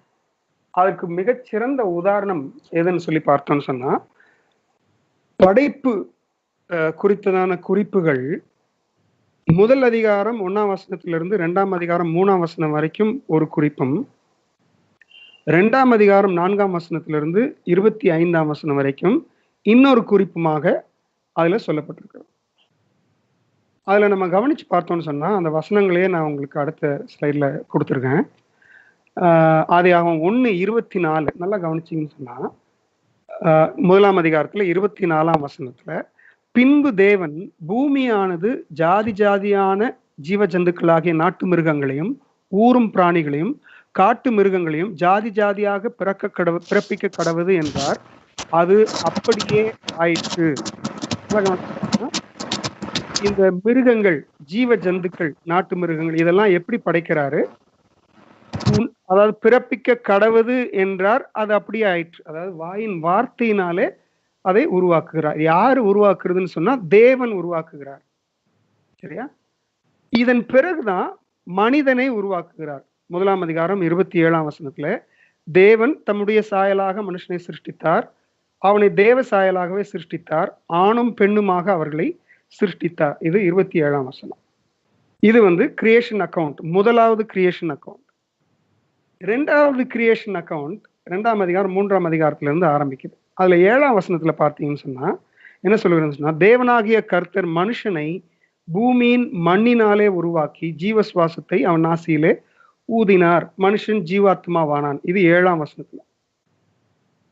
19 வசனத்துலதான் தேவனாகிய கர்த்தர் வெளியின் சகலவித மிருகங்களையும் ஆகாயத்தின் சகலவித பறவைகளையும் மண்ணினாலே உருவாக்கி, நல்லா கவனிங்க, மண்ணினாலே உருவாக்கி ஆதாம் அவைகளுக்கு என்ன பெயரிடுவான் என்று பார்க்கும்படி அவைகளை அவனிடத்தில் கொண்டு வந்தார். முதல் குறிப்பில் என்ன போட்டிருக்குன்னு சொன்னா, தேவன் பிறப்பிக்க கடவுது என்றார், அது அப்படியே ஆயிற்று. அப்படியானால் வாயின் வார்த்தையின் வழியாக உருவாக்கினார், படைத்தார். அதன் பிறகுதான் மனிதனை படைத்தார் என்று முதல் குறிப்பில் சொல்லப்படுகிறது. இரண்டாவது குறிப்பில் என்ன சொல்லப்படுகிறதுன்னு சொன்னால், தேவனாகிய கர்த்தர் என்று சொல்லி அங்க பயன்படுத்திருக்கிறது நீங்க கவனிக்கணும். தேவனாகிய கர்த்தர் முதலாவது மனுஷனை படைக்கிறாரு, அதன் பிறகு மிருகங்களை மண்ணினாலே உருவாக்குகிறார். சோ இந்த 2 வேறுபாடுகள் வருவதற்கு காரணம் என்னன்னு சொன்னா, இது வெவ்வேறு வாய்வழி மரபுகளில் இருந்து தொகுக்கப்பட்டதாக இருக்கிறது என்று சொல்லி அறிஞர்கள் சொல்லுகிறாங்க. இது ஒரு உதாரணம் மட்டும்தான் உங்களுக்கு நான் கொடுத்துருக்கிறேன். இது அந்த முழு பஞ்சாகமத்துக்குமே, அதாவது தோரா என்று சொல்லப்படுகிறதான முதல் 5 புத்தகங்களுக்குமே ஒவ்வொரு பகுதியும் வெவ்வேறு பாரம்பரியங்களிலிருந்து சொல்லப்பட்டதாகவும் அது கோர்வையாக எடுத்து தொகுக்கப்பட்டிருக்கிறதாகவும் இதை கிரிட்டிசிசம் செய்கிறவர்கள், டெக்ஸ்டுவல் கிரிட்டிசிசம் பண்ணுகிறவர்கள் சொல்லுகிறார்கள். இப்ப நல்லா பார்த்தோம்னு சொன்னா, மோசேயினுடைய காலத்துல அவருக்கு அந்த கற்களிலே எழுதப்பட்டது என்று சொல்கிற வரைக்கும் எழுதப்பட்டதாக எதுவுமே இருந்ததில்லை வேதத்தின்படி நம்ம பார்க்கும் பொழுது. அதன் பிறகுதான் இந்த தோரா என்பது உருவாக்கப்படுகிறது. இந்த தோராவும் மோசேயினால் எழுதப்பட்டதாக நம்பப்படுகிறது.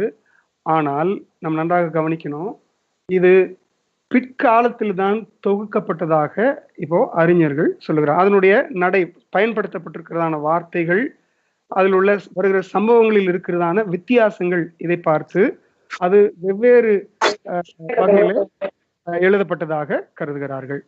சரி, இப்போ இஸ்ரவேல் ஜனங்கள் கானானுக்கு போயிட்டாங்க. போன பிறகு அங்க இருக்கிறது நியாயாதிபதிகள், அவர்கள் தான் இவர்களை ஆளுகிறார்கள். நியாயாதிபதிகள் காலத்துல என்ன வேதம் இருந்தது அப்படின்னு சொல்லி பார்த்தோம்னு சொன்னா, நியாயாதிபதிகள் காலத்தில் தோரா, அதாவது இந்த 5 ஆகமங்களை கொண்ட தோரா என்னும் வேதம் இருந்ததாக எந்த குறிப்புமே நியாயாதிபதிகள் புத்தகத்துல இல்லை. அந்த உடன்படிக்கை பெட்டி குறித்ததான குறிப்பு இருக்கிறது. ஒருவேளை அதற்குள்ளாக இந்த 10 கட்டளைகள் எழுதப்பட்ட கல்கள், டேப்லெட்ஸ் வைக்கப்பட்டிருந்தது என்று சொல்லப்படும் என்று சொன்னால், இந்த 10 கட்டளைகளுக்கு மேல எழுத்து வடிவில் எதுவும் இருந்ததாக எந்த குறிப்புகளுமே நியாயாதிபதிகள் காலத்துல இல்லை. எல்லாமே நியாயாதிபதிகள் என்ன செய்தார்கள் என்று சொன்னால், அவர்கள் தங்களிடத்திலே தேவதூதன் பேசுவது அல்லது பரிசுத்த ஆவியானவர் அவர்கள் மேல் இறங்கி வரும் பொழுது அவர்கள் செய்கிறதான செயல்கள், இப்படித்தான் தேவனுக்கும் அவர்களுக்கும் இருந்த தொடர்பு மக்களிடத்துல வெளிப்படுத்தப்பட்டது. நல்லா கவனிச்சு பார்த்தோம்னு சொன்னா, சிம்சோன் மாதிரி ஆட்கள் கிட்ட ஆவியானவர் இறங்கினார், அவன் பலன் கொண்டான் என்று சொல்லப்படுகிறது. அதே போல கிதியோன் இடத்துல தேவதூதன் பேசுகிறார் என்று சொல்லப்படுகிறது. இப்படித்தான் தேவனிடத்திலிருந்து மனிதனிடத்துல செய்திகள் பரிமாறப்பட்டதாக குறிப்புகள் நியாயாதிபதிகள் புத்தகத்துல நம்ம பார்க்கிறோம்.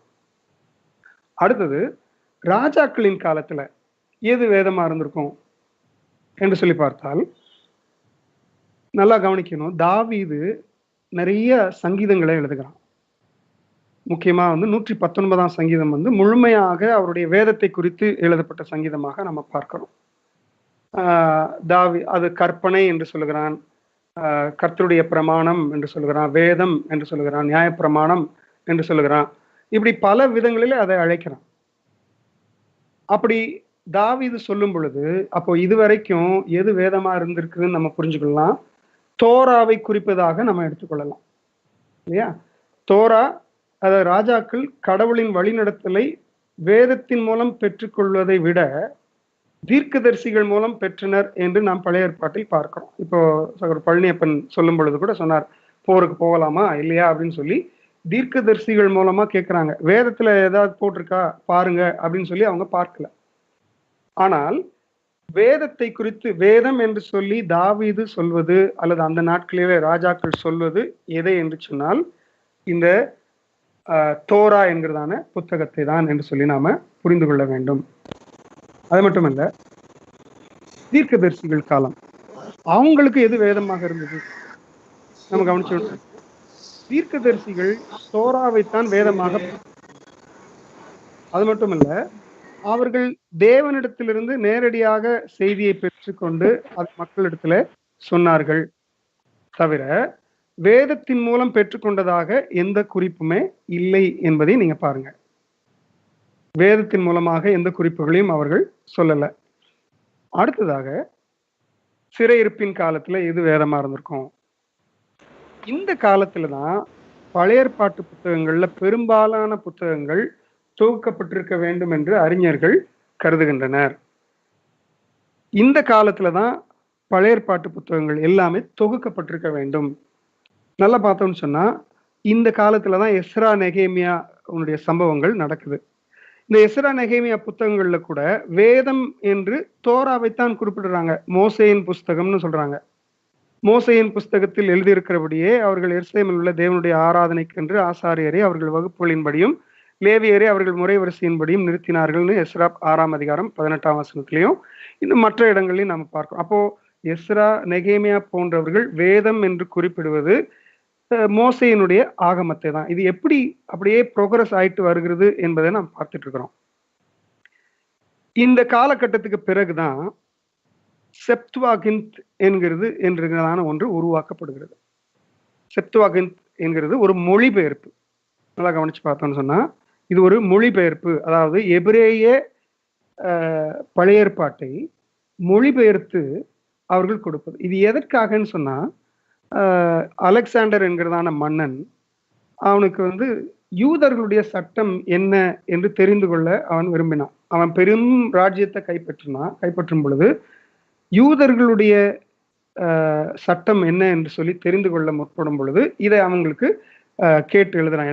எனக்கு இதை மொழிபெயர்த்து தாங்க, உங்கள் சட்ட புத்தகத்தை மொழிபெயர்த்து தாங்க, கிரேக்க மொழியில மொழிபெயர்த்து தாங்கன்னு சொல்லும் பொழுது ஒவ்வொரு கோத்திரத்திலிருந்தும் 6 பேரை, மொத்தம் 72 பேரை அனுப்பப்படுகிறார்கள் அலெக்சாந்திரியா என்கிறதான ஒரு பட்டணத்துக்கு.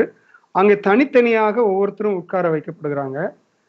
உட்கார வைத்து அவர்கள் தனித்தனியாக மொழிபெயர்க்கிறாங்க. நல்லா கவனிக்கணும், இது முழுமையான பழைய ஏற்பாடு கிடையாது. வெறும் முதல் 5 புத்தகங்கள், சட்ட புத்தகத்தை மட்டும்தான். அவர்கள் மொழிபெயர்த்து முடித்து பார்க்கும் பொழுது நம்பிக்கை என்னவென்று சொன்னால் எல்லாமே ஒரே மாதிரி இருந்ததாம்.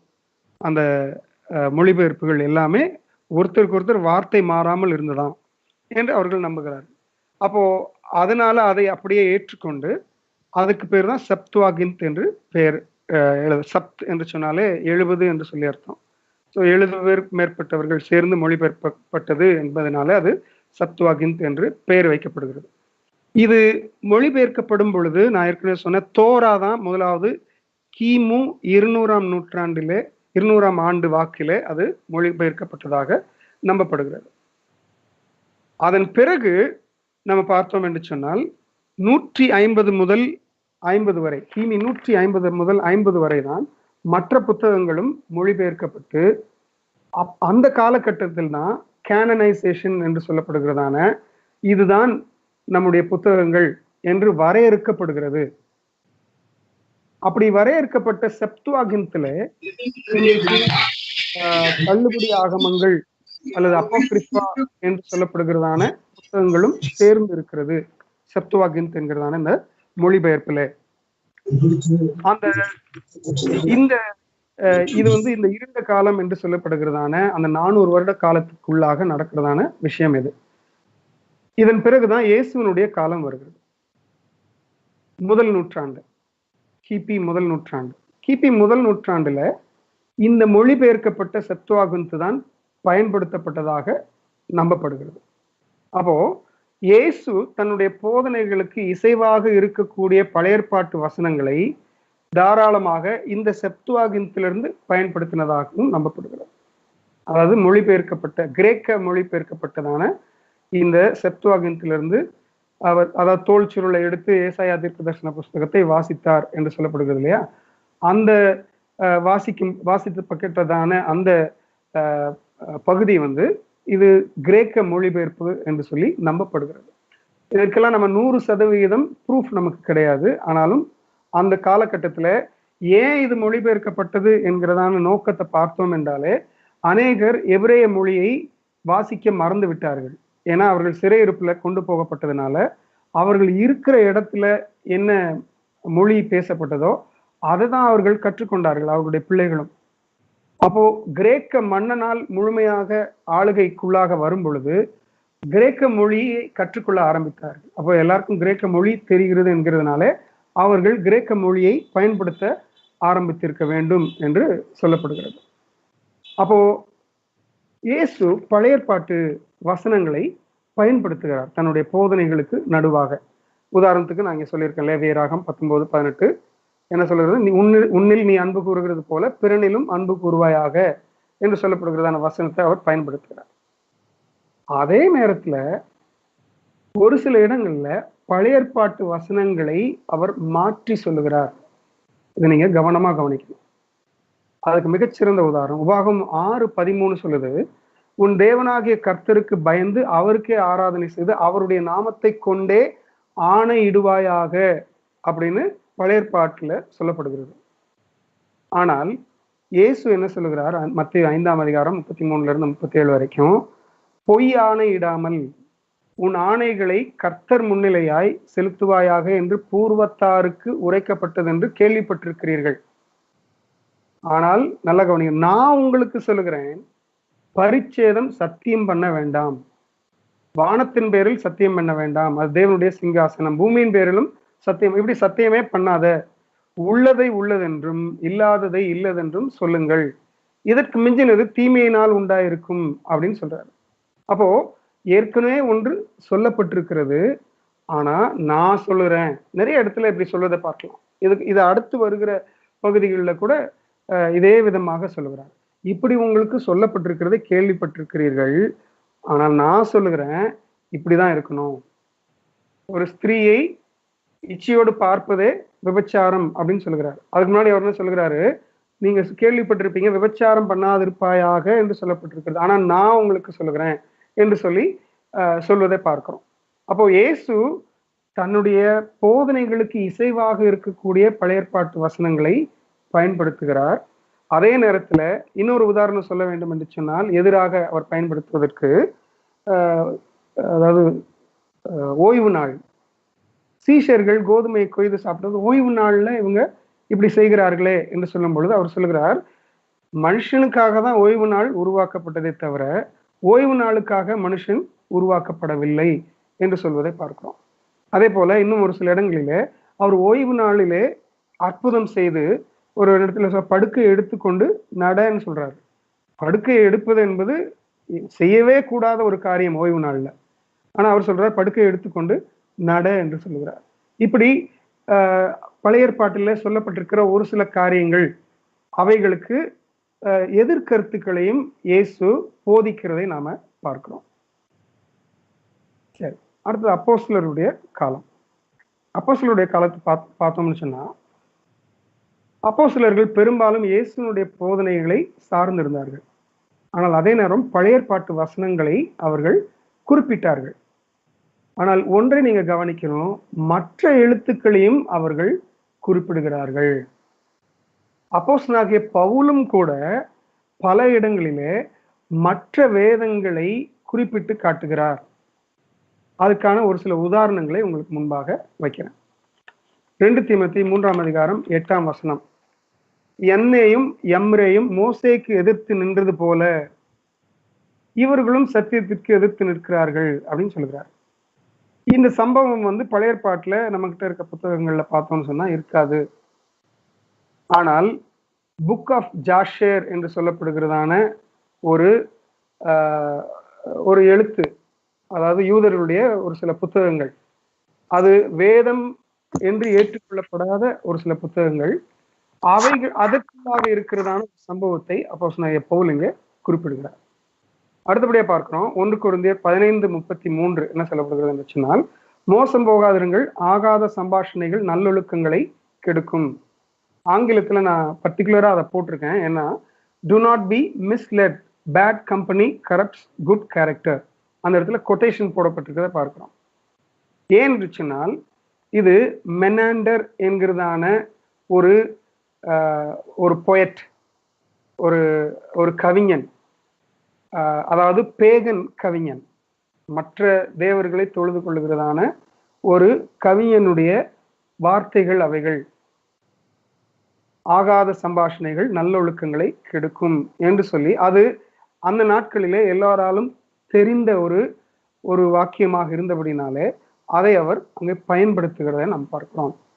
அதே போல தீத்து 1ஆம் அதிகாரம் 12-13 இந்த சாட்சி உண்மையா இருக்குது, இது முகாந்தரமாக அவர்கள் யூதருடைய கட்டுக்கதைகளுக்கும் சத்தியத்தை விட்டு விலகுகிற மனுஷனுடைய கற்பனைகளுக்கும் செவிகொடாமல் என்று சொல்லி நிறைய விஷயங்கள் சொல்லப்பட்டிருக்கிறது. இது எபாய்மெனிடஸ் என்கிறதான ஒரு அந்நிய தேவதையினுடைய தீர்க்கதரிசியினுடைய புத்தகத்திலிருந்து எடுக்கப்பட்டதாக இருக்கிறது. தீத்து 1ஆம் அதிகாரம் 12-13 வசனங்கள்.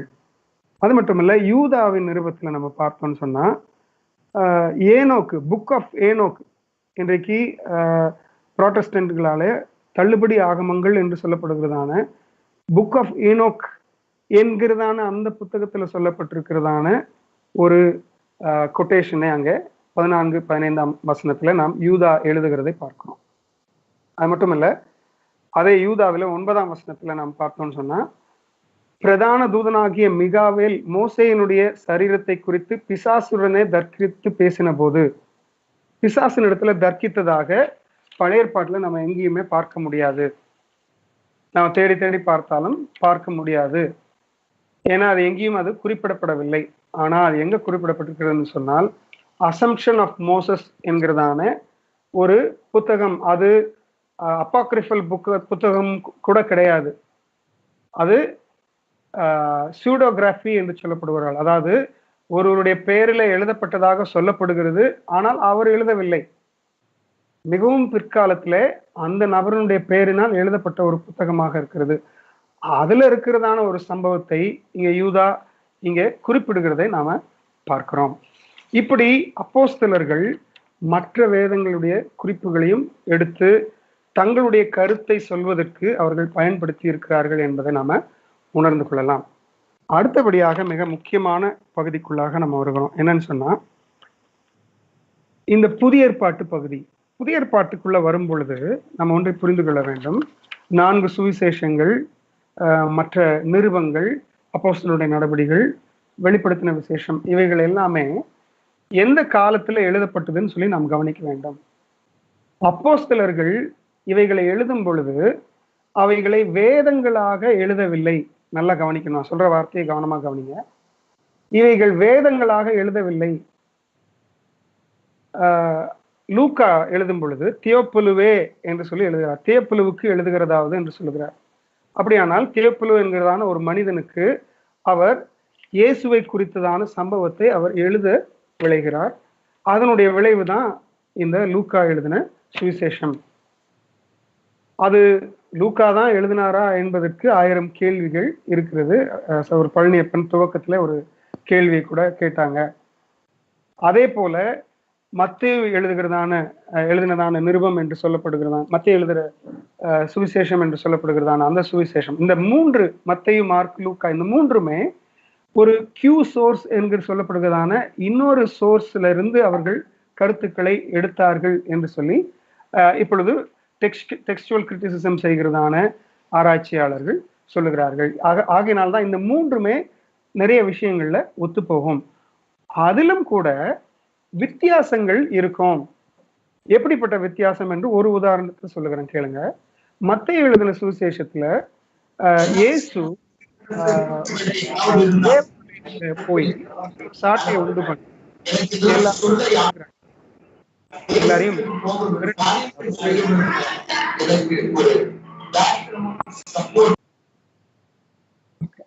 தேவாலயத்தை போய் எல்லாரையும் விரட்டுகிறார். விரட்டும் பொழுது இது சகல ஜனங்களுக்கும் ஜெப வீடு எனப்படும் என்று அங்க சொல்லுகிறார் இல்லையா? ஆனா மத்தேயு எழுதின சுவிசேஷத்துல நம்ம பார்த்தோம்னு சொன்னா அந்த குறிப்பிட்ட வார்த்தை இருக்காது. எந்த வார்த்தை இருக்காதுன்னா சகல ஜனங்களுக்கும் ஜெப வீடு எனப்படும் என்கிறதான வார்த்தை, சகல ஜனங்களுக்கும் என்கிறதான வார்த்தை இருக்காது. ஆனால் மார்க் எழுதுகிறதான நிறுவத்துல பார்க்கும் பொழுது சகல ஜனங்களுக்கும் ஜெப வீடு என்று சொல்லப்பட்டிருக்கு. இது ஏசாயா தீர்க்கதரிசன புஸ்தகத்திலிருந்து சொல்லுகிறதான ஒரு வசனம். ஏசாயா தீர்க்கதரிசன புஸ்தகத்துல நம்ம பார்த்தோம்னு சொன்னா அங்க இந்த வசனம் சகல ஜனங்களுக்கும் என்றுதான் சொல்லப்பட்டிருக்கு. சகல ஜனங்களுக்கும் ஜெப வீடு எனப்படும் என்றுதான் சொல்லப்பட்டிருக்கிறது. ஆனால் மத்தேயு ஏன் அந்த சகல ஜனங்களுக்கும் என்பதை தவிர்த்தார் அப்படின்னு பார்த்தோம்னு சொன்னா மத்தேயு யூதர்களுக்காக எழுதுகிறார். மத்தேயு யூதர்களுக்காக எழுதுகிறார். லூக்கா மார்க்கு மற்றவர்களுக்காக எழுதுகிறார். மத்தேயுனுடைய முழு நோக்கமும் யூதர்கள் அஃபண்ட் ஆயிடக்கூடாது, யூதர்கள் ஏற்றுக்கொள்ளாமல் போய்விடக்கூடாது என்கிற நோக்கத்திலேயே இயேசுவை மேசியாவாக காண்பிக்க வேண்டும் என்கிற நோக்கத்துல மத்தேயு எழுதின நிருபம் எழுதப்படுகிறது. அப்படி எழுதப்படும் பொழுது நல்லா ஏன் இதை சொல்லுகிறேன்னு என்று சொன்னால் இந்த 4 சுவிசேஷங்களுமே வெவ்வேறு நோக்கத்திற்காக எழுதப்பட்டது, வெவ்வேறு ஆசிரியர்களால். அந்த அடிப்படையை நாம புரிந்து கொள்ள வேண்டும். ஒவ்வொரு புத்தகமே வேதாகமத்தில் இருக்கிற எல்லா புத்தகங்களையும் நம்ம கவனிச்சு பார்த்தோம் என்று சொன்னால் வெவ்வேறு நோக்கத்தோடு வெவ்வேறு மனிதர்களால் வெவ்வேறு காலகட்டத்தில் எழுதப்பட்டதாக இருக்கிறது. இந்த அடிப்படையை நாம் புரிந்துதான் நாம் வாசிக்க வேண்டும். இதை புரிந்து கொள்ளவில்லை என்று சொன்னால் நமக்கு குழப்பம்தான் மிஞ்சிவிடும். ஐயோ, இவரு கரெக்டா சொல்றாரா, அவரு கரெக்டா சொல்றாரா, இவரு தப்பு சொல்றாரா, மத்தேயு தப்பா சொல்றாரா அல்லது மார்க் தப்பா சொல்லுகிறாரா என்கிறதான கேள்விதான் நமக்கு வரும். அப்போ அதே போலதான் நிருபங்களும். இப்படி புதிய ஏற்பாட்டில் இருக்கிறதான புத்தகங்கள் ஒவ்வொன்றும் ஒவ்வொரு நோக்கத்தோடு எழுதப்பட்டதாக இருக்கிறது. இந்த 27 புத்தகங்கள் எப்படி நடைமுறைக்கு வந்தது அப்படிங்கிறது தான் இந்த நைசிய சங்கம் தீர்மானித்ததாக நாம் பார்க்கிறோம். இதை குறித்து மட்டும் நான் சொல்லிட்டு நான் முடிக்க விரும்புகிறேன். டிரான்ஸ்லேஷன்ஸ் பற்றி அதிகமாக எனக்கு சொல்ல நேரம் இல்லை. இந்த அடிப்படையான தெளிவோடு போகும்பொழுது தான் நம்ம அடுத்தடுத்த நிலைக்கு போகும்பொழுது தெளிவாக புரியும் என்பதனால இதுக்கு நான் கொஞ்சம் அதிகமான முக்கியத்துவம் கொடுத்திருக்கிறேன். என்ன வந்து சொன்னால் இந்த நைசிய சங்கம் குறித்து சொல்ல வேண்டும் என்று சொன்னால் கான்ஸ்டன்டைன் என்கிறதான மன்னன் தான் இதை வந்து அதாவது ஸ்பான்சர் பண்ணுகிறான், அவன் முயற்சி பண்ணுகிறான். ஏன் என்று சொன்னால் நம்ம நல்லா கவனிக்கணும், கிறிஸ்தவம் என்பது துன்புறுத்தப்பட்ட ஒரு இயக்கமாகத்தான் பார்க்கப்பட்டு வந்தது. ஆனால் அது வளர ஆரம்பித்தது. ஒரு கட்டத்துல அதிகமாக வளரும் பொழுது இவன் அரசியல் நோக்கத்திற்காக மதம் மாறுகிறான். இந்த கான்ஸ்டன்டைன் என்கிறதான மன்னன் அதுக்கு ஒரு கதை சொல்லுகிறான். என்னன்னு சொன்னா, எனக்கு கனவுல சிலுவையின் படம் வந்துச்சு, நான் அதை பொறிச்சேன். எல்லா நல்லா கவனிக்கணும், போர் சேவர்களுடைய சட்டைகளில வந்து அந்த சிலுவை என்கிறதான அந்த சிம்பிளை நான் பொறிச்சேன். அப்ப நான் போருக்கு போனேன், அதனால நான் ஜெயிச்சிட்டேன், அதனால நான் கிறிஸ்தவனா மாறுறேன் அப்படின்னு சொல்லி இந்த கான்ஸ்டன்டைன் கிறிஸ்தவனாக மாறுகிறான். ஒரு போருக்கு போகும்போது எனக்கு வெற்றி கொடுத்தார், அதனால நான் கிறிஸ்தவனா மாறுறேன்னு சொல்றதுல இருந்தே அவன் என்ன நோக்கத்துக்காக கிறிஸ்தவனாக மாறுகிறான் என்பதை நாம புரிந்து கொள்ளலாம். அப்படி மாறின பிறகுதான் இந்த சங்கத்தை ஏற்படுத்தி இந்த புத்தகங்கள் தான் வந்து வரையறுக்கப்பட்ட புத்தகங்கள் அப்படின்னு சொல்லி ஒரு வரையறுப்பை அவன் ஏற்படுத்தான். இந்த நைசிய சங்கத்துல தனக்கு சாதகமாக இருக்கக்கூடிய ஒரு ஒரு குருவை வைத்துக்கொண்டு. இந்த நிலையில நீங்க ஒரு சில விஷயங்களை கவனிக்க நான் விரும்புறேன். என்னன்னு சொன்னா, அன்றைக்கு சகோதரர் பழனியப்பன் புராணங்களை குறித்து சொல்லும் பொழுது சொன்னார், கிறிஸ்துமஸ் என்கிறதான ஒரு புராணம். அந்த டிசம்பர் 25 என்பது ஒரு சூரிய கடவுளுடைய பிறந்த நாள். இதைதான் கிறிஸ்துமஸ் என்று கொண்டாடும்படியாக இந்த கான்ஸ்டன்டைன் மன்னன் கொண்டு வருகிறான். அடுத்தபடியாக ஈஸ்டர் என்கிற பேரை பார்த்தீங்கன்னாவே உங்களுக்கு தெரியும், அதுக்கும் உயிர்த்தெழுதலுக்கும் என்ன சம்பந்தம்? ஈஸ்டர் என்கிற பேருக்கும் உயிர்த்தெழுதலுக்கும் எந்த சம்பந்தமுமே கிடையாது. ஏன்னா ஈஸ்டர் என்பது இன்னொரு அந்நிய தேவதையினுடைய பெயராக இருக்கிறது. அஸ்தரோத் அல்லது எஸ்தர் என்று சொல்லப்படுகிறதான அந்த அந்நிய தேவதையினுடைய ஒரு வெற்றியை கொண்டாடுகிற ஒரு நாளாக அந்த ஈஸ்டர் கொண்டாடப்பட்டு வந்தது. அதைத்தான் கிறிஸ்தவ மதத்துக்குள்ள இந்த கான்ஸ்டன்டைன் மன்னன் புகுத்துகிறான். அது மட்டுமல்ல, சண்டே அது முக்கிய நாளாக மாறுகிறது. சண்டே அதாவது சூரிய நாள், அதான் நம்ம ஞாயிறுன்னு நம்ம சொல்றோம். இந்த நாள் முக்கிய நாளாக மாறுகிறது. இதையெல்லாம் கொண்டு வந்த கான்ஸ்டன்டைன் தான் இந்த பைபிள்ல இந்த புத்தகங்கள் தான் சரியான புத்தகங்கள் அப்படிங்கிற ஒரு நிலையை அந்த சங்கம் எடுப்பதற்கு உறுதுணையாக இருக்கிறார். அப்ப அதனுடைய நோக்கம் என்னன்றதை நான் பார்க்கணும். இவ்வளவு நேரம் நான் சொல்லிட்டு வந்த காரியங்கள்ல நீங்க நல்லா கவனிச்சு பார்த்தீங்கன்னு சொன்னா, பல கட்டத்துல இந்த கடவுளுடைய இடைப்படுதல், மனுஷனோடு இடைப்படுதல் என்பது வேதத்தின் வழியாக இல்லாமல் அவர் நேரடியாகவே இடைப்பட்டு வந்து கொண்டே இருந்திருக்கிறார். ஆனால் அதை நிறுத்தும்படியாக இந்த இடத்துல ஒரு குறிப்பிட்ட ஒரு ஃப்ரேம் பண்ணி இது வழியாதான் கடவுள் பேசுவார் என்கிறதான ஒரு ஒரு பிரம்மையை அங்கு ஏற்படுத்தப்படுகிறது. இதற்கு அவர்கள் சொன்ன காரணம் என்னவென்று சொன்னால், பலவிதமான தவறான உபதேசங்கள் வந்துருது, அதை தடுக்கிறதுக்காக தான் நாங்க இதை கொண்டு வருகிறோம் என்றுதான் அவர்கள் சொன்னார்கள். ஆனா இது கூடவே இந்த கிறிஸ்துமஸ், ஈஸ்டர் போன்ற இது இன்னொரு முக்கியமான காரியம் என்னன்னு சொன்னா, சர்ச் பில்டிங்.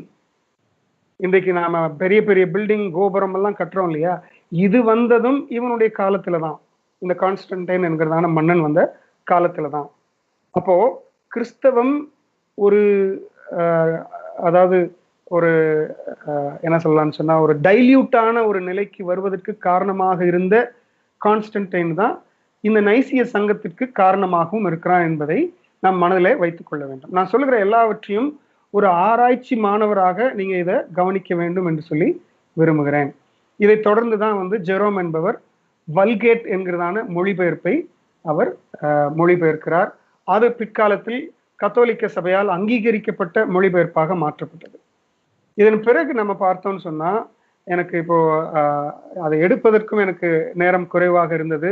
ஆங்கில வேதாமத்தினுடைய மொழிபெயர்ப்புகள், தமிழ் மொழிபெயர்ப்புகள், இவைகளுடைய வரலாறுகளை நீங்க போய் பார்த்தீர்கள் என்று சொன்னால் நன்றாக புரியும் உங்களுக்கு. அது தடுக்கப்பட்டது, மொழிபெயர்ப்பு என்பது தடுக்கப்பட்டது. ஏனென்று சொன்னால் அவர்கள் தெளிவாக தெரிந்து கொள்ளக்கூடாது, அதாவது ஒரு ஹையர் ஸ்டேட்டால இருக்கிறவர்கள் மட்டுமே, குருமார்கள் மட்டுமே பயன்படுத்தும்படியாக அது லத்தீன் மொழியிலேயே அது தொடர்ந்து வைக்கப்பட்டிருந்தது. அது மொழிபெயர்த்தப்பட்ட பொழுது மொழிபெயர்ப்பாளர்கள் கொல்லப்பட்டார்கள், மொழிபெயர்ப்பாளர்கள் தண்டிக்கப்பட்டார்கள் என்று சொல்லி பார்க்கிறோம்.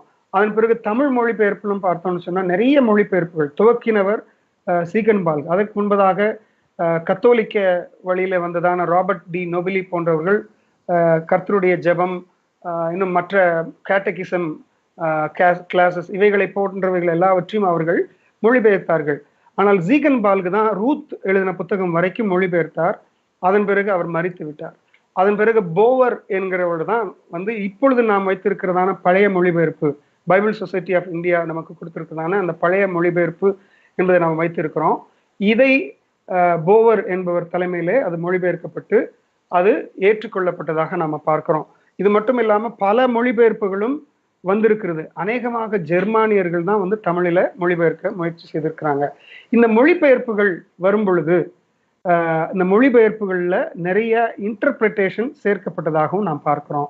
அதுக்கு மிகச்சிறந்த உதாரணம் 1 யோவான்ல பரலோகத்திலே சாட்சியிடுகிறவைகள் 3 பிதா, குமாரன், பரிசுத்தாவி ஆகிய இவைகள் தான் என்று சொல்லி ஒரு பிராக்கெட்ல போட்டிருக்கும். அதுக்கு காரணம் கேஜேவியில அப்படிதான் இருக்கும். காரணம் என்னவென்று சொன்னால் அது ஒரு இன்டர்பிரேஷனாக சொல்லப்படுகிறது. இது மட்டுமல்ல, காப்பீஸ் எடுக்கும் பொழுது அந்த நாட்கள்ல பிரிண்டிங் மிஷின் கிடையாது.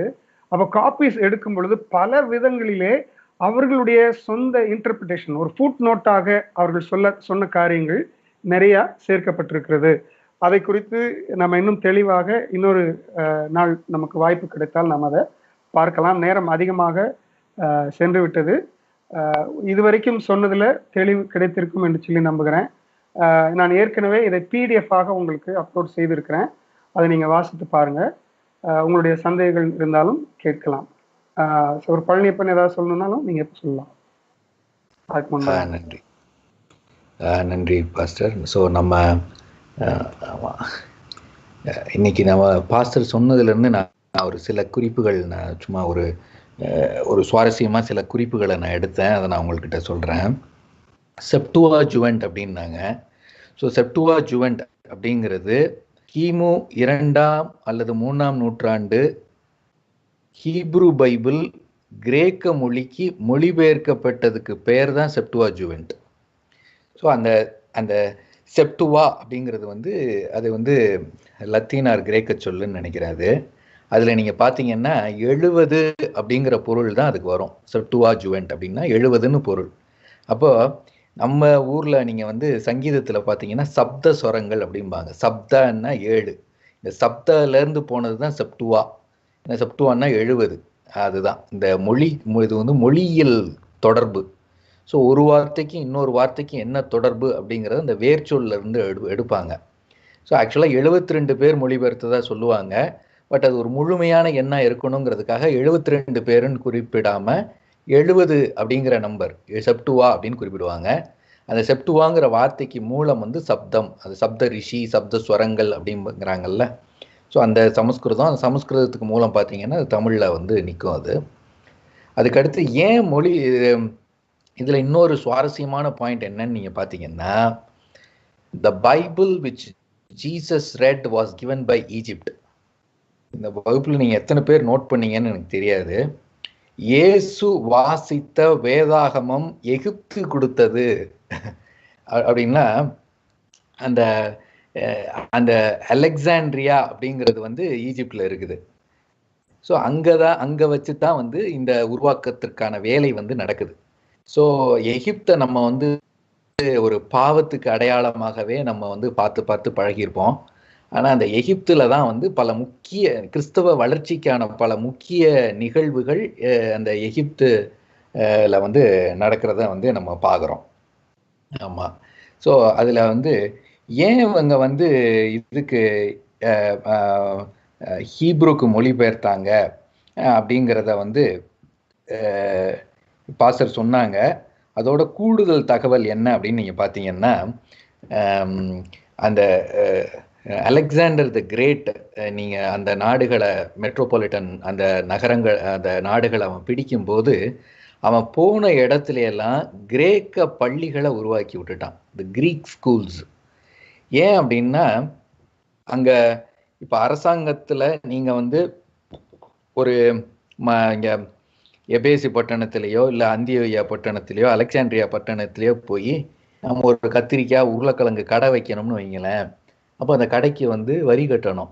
அப்போ அந்த வரி கட்டணும், இந்நாள் வரி கட்டியிருக்கிறாருன்னு அவன் குறிப்பெடுக்கணும். அப்போ ஒரு அலுவல் மொழி தேவைப்படுது. ஸோ அஃபீஷியல் லாங்குவேஜாக இன்ட்ரடியூஸ் பண்ணப்பட்டது தான் கிரேக்கம். ஏன்னா அப்போ வந்து கிமு 3ஆம் நூற்றாண்டுகளில் கிரேக்கம் தான் ஆட்சி பண்ணிக்கிட்டு இருக்கு. அலெக்சாண்டர் த கிரேட் வந்து இந்தியா வரைக்கும் வந்துட்டான், நார்த் இந்தியா வரைக்கும். அவன் எங்கெங்கெல்லாம் போறானோ அவன் போகிற இடங்கள்ல எல்லாம் கிரேக்கத்தை பரப்பிக்கிட்டே போவான்.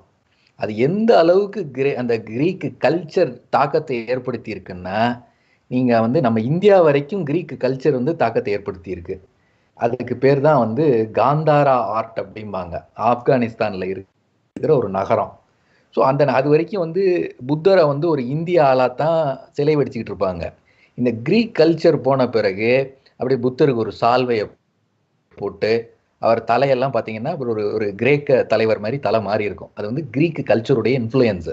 இப்போ இந்த காந்தாரா ஆர்ட் அப்படிங்கிறத இந்த இண்டோ அல்லது ஆப்கன் கிரீக் என்னுடைய ஃபியூஷன் தான் வந்து அந்த காந்தார ஆர்ட்.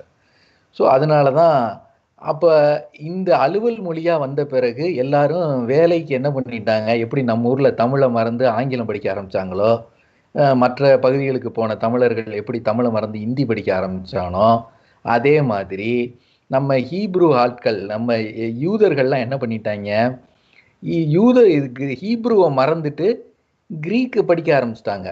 அப்போ அவங்களுக்கு ஹீப்ருவே தெரியாமல் போச்சு. பல யூதர்களுக்கு ஹீப்ரு படிக்க தெரியாது அப்படிங்கிறது தான் நிதர்சனமான உண்மை.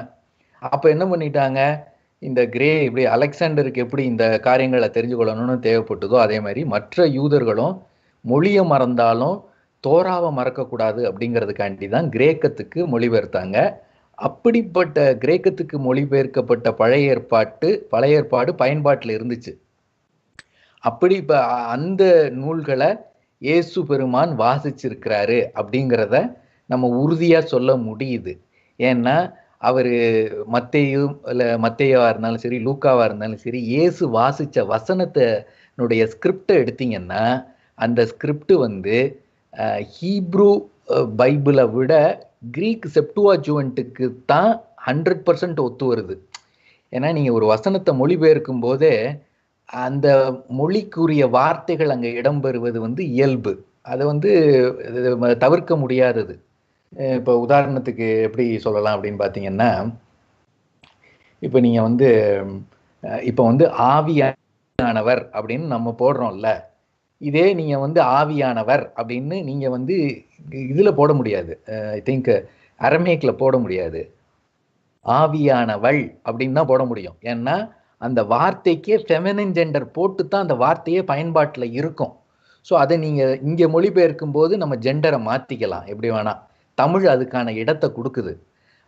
அது அரமேக்காக இருக்கட்டும், கிரீக்காக இருக்கட்டும், ஒரு சில கிரீக்கு வந்து ஆவியானவர் வண்ணுன்னு எழுத முடியாது, ஆவின்னு எழுதலாம். ஏன்னா கிரீக்கில் வந்து அந்த நியூட்டர் ஜெண்டர் இருக்குது.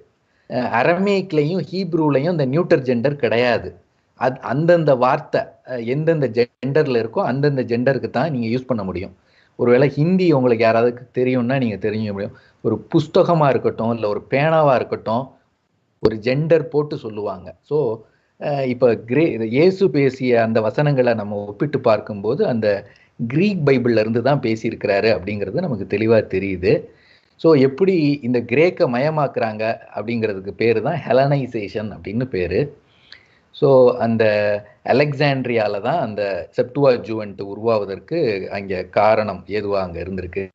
அந்த அலெக்சாண்ட்ரியா வந்து ஈஜிப்டில் இருந்திருக்கு. நிசியன் கிரீடாக இருக்கட்டும், மற்ற பிரமாணங்களாக இருக்கட்டும், பல பிரமாணங்கள் உருவாவதற்கு அலெக்சாண்ட்ரியா பிஷப் வந்து முக்கியமான ஒரு நபராக இருந்திருக்கிறாரு. அதுக்கடுத்து பாஸ்டர் சொல்லும்போது சொன்னாங்க, பென்டாட்டுக்கு அந்த தோரா வந்து மோசே தான் கொடுத்தார் அப்படிங்கிறது தான் யூதர்களுடைய நம்பிக்கை. அதை பின்னால் வந்த வரலாற்று வேதாகம அறிஞர்கள் அதை மறுக்கிறாங்க. ஏன்னா உங்களுக்கே பலருக்கு தெரிஞ்சிருக்கும், இந்த மாதிரி அதில் வந்து மோசே இறந்தான் அப்படின்னு இருக்குது, மோசையை அடக்கம் பண்ணினார்கள்னு தோராவிலே இருக்குது. அப்போ மோசே எப்படி வந்து மோசே இறந்தான், மோசே அடக்கம் பண்ணான், மோசேவே எப்படி எழுத முடியும் அப்படிங்கிற கேள்வி பின்னால் வந்ததும் ஒரு யூத ரபிமார் வந்து என்ன சொன்னார் அப்படின்னா, அவன் இறந்தது வரைக்கும் மோசே எழுதினது, அவன் இறந்ததுக்கு பிறகு உள்ளதெல்லாம் ஜோஷுவா எழுதினதுன்னாரு. பிற்காலத்தில் வந்த அறிஞர்கள் அதையும் மறுத்தாங்க. ஏன்னா இப்போ ஆதியாகமத்தில் நீங்கள் பார்க்கும்போது ஒரு உதாரணத்துக்கு சொல்கிறேனே வரும், அந்நாளில் கானானியர்கள் அந்த தேசத்தை சுதந்திரிக்கவில்லை அப்படின்னு ஒரு எக்ஸ்ட்ராவாக போட்டிருப்பாங்க. விச் மீன்ஸ் அந்த ஆதியாகம் அந்த நூல் எழுதப்படும் போது அந்த எழுதின ஆத்தருக்கு கானானியர்கள் கானான் தேசத்தை சுதந்திரித்தார்கள் அப்படிங்கிற தகவல் கிடைச்ச பிறகுதான் எழுதுறாரு அப்படிங்கிறது ஆதியாகமத்துக்குள்ளேயே இருக்க இன்டர்னல் எவிடன்ஸ். அப்போ அந்த உதாரணத்துக்கு நான் அதை சொல்றேன். இதே மாதிரி நிறைய வசனங்கள் உள்ள இருக்குது. அப்ப அவர்கள் அந்த தேசத்தை சுதந்திரித்தார்கள் அப்படிங்கும்போது அந்த இடத்துல மோசே காலத்துல அந்த பட்டணம் அந்த நகரம் உருவாக்கப்படவில்லை. ஆகவே அதை மோசே எழுதியிருக்க வாய்ப்பில்லை. இப்படிதான் வந்து வேதாகம அறிஞர்கள் வேதாகமத்துக்குள்ள இருக்கிற இன்டர்னல் எவிடன்ஸை வச்சே அந்த புத்தகத்தை யார் எழுதுனா அப்படின்னு சொல்லி கண்டுபிடிப்பாங்க. பாஸ்டர் சொன்ன மாதிரி நமக்கு இன்னையினுடைய தலைப்பு வந்து என்னன்னு பார்த்தீங்கன்னா, அந்த மொழி பெயர்ப்பதிலும் பிரதி எடுப்பதிலும் உள்ள சிக்கல் தான் நம்மளுடைய தலைப்பு. அவங்க சொன்ன மாதிரி நமக்கு நேரம் பற்றாக்குறையினால நம்ம அந்த தலைப்புக்குள்ள பெரும்பகுதி நம்ம போக முடியல. பட் நமக்கு வந்து அடிப்படையை நமக்கு வந்து அவங்க காட்டுனாங்க. ஸோ இதோட நம்ம இந்த வகுப்பை நிறைவு செய்வோம். ஏன்னா நிறைவு பகுதிக்கு வந்துட்டோம். எதுவும் கேள்விகள் இருக்குமானா பார்த்துட்டு அப்படின்ட்டு நம்ம கேள்விகள் கேட்கலாமா? கேளுங்க. நான் கேமியா பேசுறேன். பாஸ்டர் ஜெபராஜ் ரொம்ப தெளிவாக எடுத்தீங்க. ஆனா நேரங்கள் இன்னும் அதிகமா இருக்கும் என்றால் தான் புரிதல் நல்லா இருக்கும். கிரேக்க ஜனங்க ரோமருக்கு தான் எழுதுனாங்கன்னா ஏன் அவங்களுக்கு சாதகமா எழுதியிருக்கும் பட்சத்துல from the beginning of Adam till David எல்லாமே இஸ்ரவேல் ஜனங்க தான் வாழ்ந்த மாதிரி உலகத்திலையும், அந்த 5ஆம் அதிகாரம் ஆதி ஆகமத்துல ஆதாம்ல தொடங்கி நோவா முடிகிற வரைக்கும் என்டையர் வேர்ல்டே ஒரு 6000 to 7000 இயர்ஸ் தான் இயல்பா நடந்த மாதிரி ஏன் அவங்க பதிவு செய்ய என்ன ரீசன்றது இருக்கும்? அது இப்படி அவங்களுக்கு அட்வான்டேஜா இருக்கும். இல்ல, அவங்க ஏற்கனவே இருக்கிற ஒன்றை தான் வந்து அவர்களுக்கு சாதகமாக மாற்றி அமைக்கிறாங்க. இப்போ ஓல்ட் டெஸ்ட்மெண்ட்ல வந்து அவங்க வந்து கை வைக்க முடியாது. ஸோ ஓல்ட் டெஸ்ட்மெண்ட்ல அதிகமாக அவங்க தொடலை. அது செப்துவாகின்ட்ல வந்து அப்பாக்ரிஃபல் என்று சேர்க்கப்பட்டதை அது அப்பாக்ரிஃபலாகவே வச்சு வெறும் 39 புத்தகங்கள் அப்படின்னு சொல்லி வச்சுட்டாங்க. ஸோ அதில் இவங்க எந்த மாற்றத்தையும் ஏற்படுத்த முடியாது.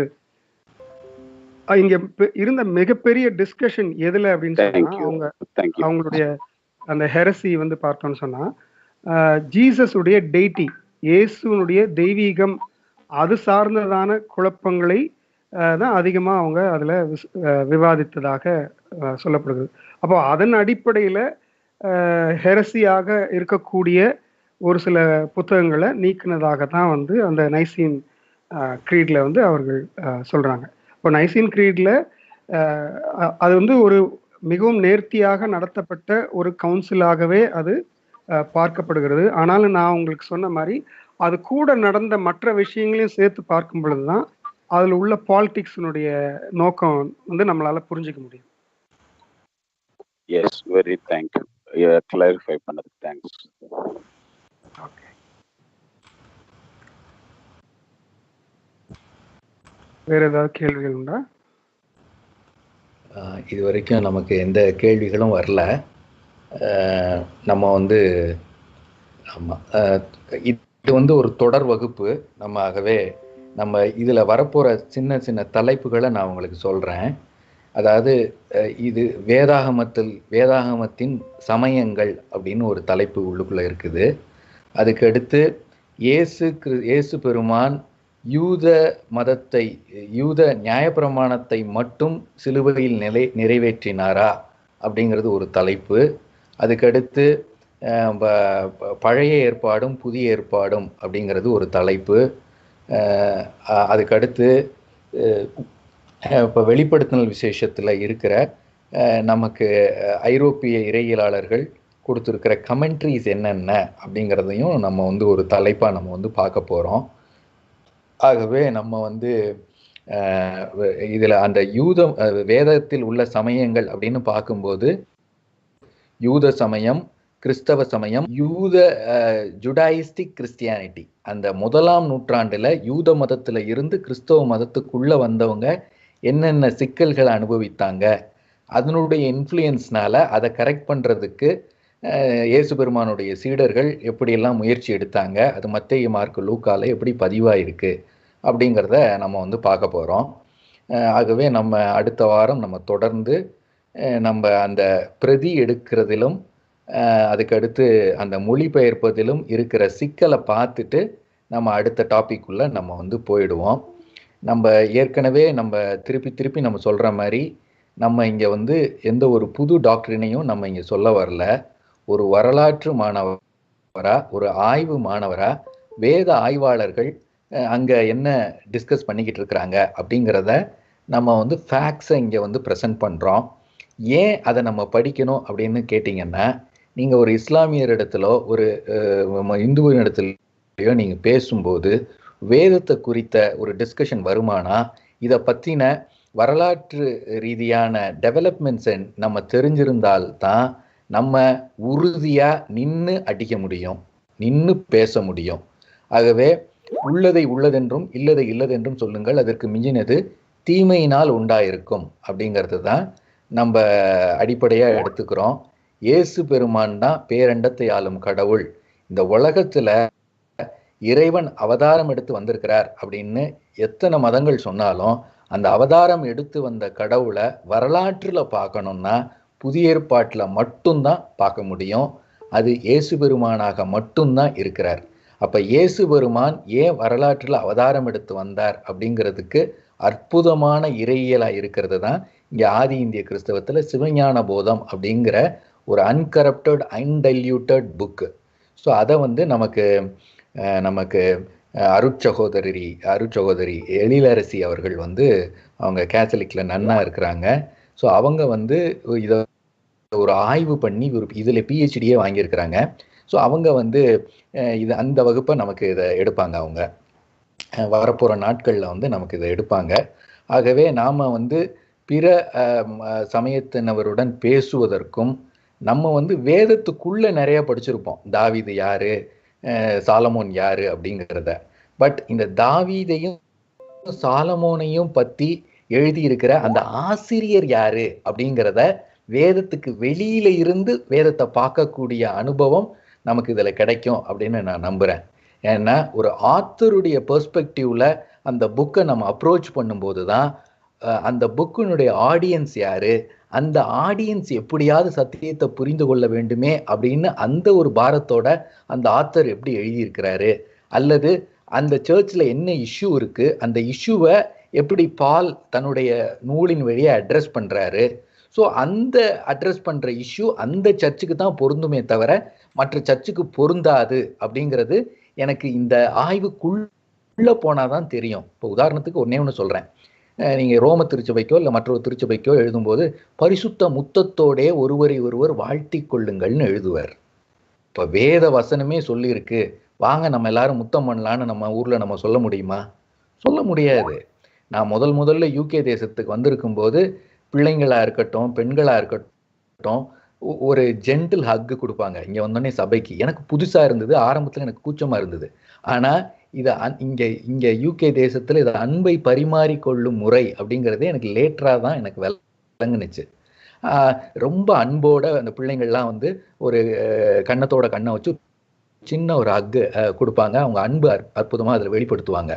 ஸோ அந்த திருச்சபைக்கு அவர் எழுதும்போது நீங்க சண்டை போட்டுக்காதீங்க, நீங்க எல்லாம் சகோதரர்கள், ஒருவரை ஒருவர் பரிசுத்த முத்தத்தோட வாழ்த்தி கொள்ளுங்கள் அப்படின்னு பவுல் அப்போஸ்தலன் சொல்றது வந்து அந்த திருச்சபைக்கு பொருந்தும். நம்ம வேணா ஒருத்தருக்கு ஒருத்தர் இந்தியாவில் கை கொடுத்துக்குங்கன்னு வேணா எழுதலாம், இல்லை ஸ்தோத்திரம் பண்ணிக்கிங்கன்னு வேணா எழுதலாம், இல்லை கை கூப்பி வணக்கம் சொல்லிக்கிங்கன்னு வேணா எழுதலாம்.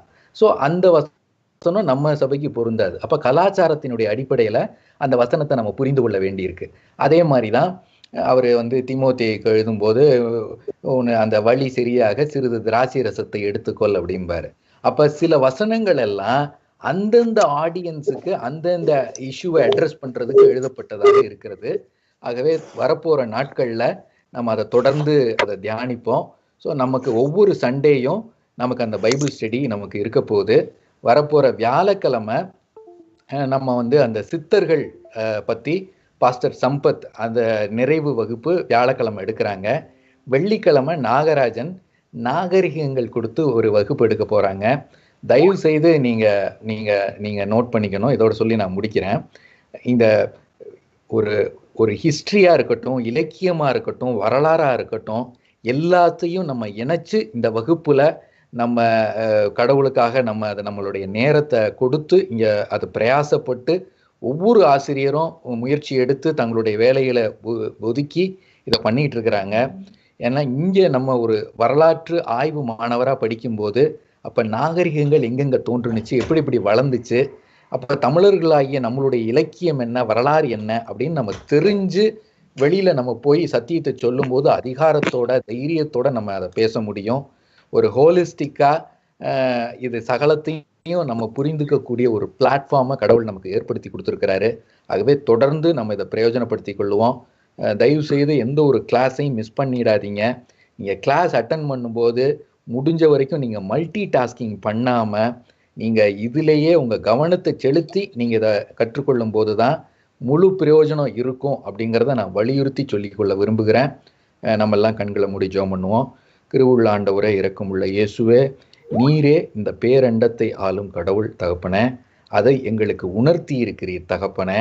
அப்பா, வேதத்தை கற்று இந்த நாகரிகங்களை குறித்த அறிவை பெற்று வெறுமனே அறிவு பெருக்கத்திற்காக மட்டும் நாங்கள் ஆண்டவரே இந்த காரியங்களை கற்றுக்கொள்ளுகிறவர்களாய் அல்ல தகப்பனே. இந்த காரியங்களை கற்றுக்கொண்டு ஏசப்பா, நீ அன்பை எங்களுக்கு போதித்தீரே, அந்த அன்பின் அடிப்படையில் மற்ற சகோதரர்களை நாங்கள் வெறுப்புணர்வோடு அணுகுவதை நிறுத்தி அன்போடு அணுகக்கூடியவர்களாய் ஆண்டவரே, எங்களுடைய வரலாற்றையும் நாங்கள் தேடி பார்த்து தெரிந்து கொள்ளக்கூடியவர்களாய், வெறுமனே ஒரு இனத்திற்காக நீர் வந்தீர், ஒரு இனத்திற்காக நீர் உயர்த்தப்பட்டீர் என்கிற அந்த குறுகிய மனப்பான்மையிலிருந்து தமிழர்களுக்காகவும் நீர் வந்திருக்கிறீர், இஸ்லாமியர்களுக்காகவும் நீர் வந்திருக்கிறீர் என்று இந்த உலகத்திற்காக நீர் உலகத்தின் ஆண்டவராக வந்திருக்கிறீர் என்பதை ஆண்டவரே ஒரு யூனிவர்சல் காடாக உம்மை நாங்கள் பிரசன்ட் பண்ண, உம்மை நாங்கள் அனுபவிக்க எங்களுக்கு உதவி செய்துள்ளங்க தகப்பன. நாங்கள் ஆண்டவரை இந்த நாட்களில் நாங்கள் இன்னும் அதிகமாய் ஆவிக்குரிய வாழ்க்கையின் ஆழத்துக்கு செல்ல ஆண்டவரை எங்களுடைய ஆசைகளையும் இச்சைகளையும் சிலுவையில் அடைந்தவர்களாய் கிறிஸ்துவுக்குள் இயேசுவுக்குள் வளர்கிறவர்களாய் நாங்கள் காணப்பட கர்த்தர் உதவி செய்துள்ளோம். ஆண்டவரே, வகுப்பிற்கு வந்த ஒவ்வொருவரையும் கர்த்தர் ஆசீர்வதியும். தொடர்ந்து ஆண்டவரே அந்த வியாழக்கிழமை சித்தர்கள் பாடத்தையும் வெள்ளிக்கிழமை நம்ம அருமை சகோதரர் நாகராஜன் இருக்கக்கூடிய அந்த நாகரிகங்களை குறித்ததான அறிமுக பாடத்தையும் நீர் பொறுப்படுத்திக் கொள்ளும். தொடர்ந்து எங்களை வழிநடத்தியுள்ளோம். இயேசுவின் நாமத்தில் ஜெபிக்கிறோம் ஜீவனுள்ள பிதாவே, ஆமென். நன்றி, அனைவருக்கும் நன்றி. கேள்விகள் எதுவும் இருக்குமானால் நீங்க அந்த வாட்ஸ்அப்லையும் ஸ்கைப்லையும் நீங்க போடலாம். ஓகே, நன்றி ஜபராஜ் பாஸ்டர், ரொம்ப நன்றி. பழனியப்பன் பிரதர் நன்றி. God bless you. நன்றிங்க, நன்றி, ரொம்ப நன்றி.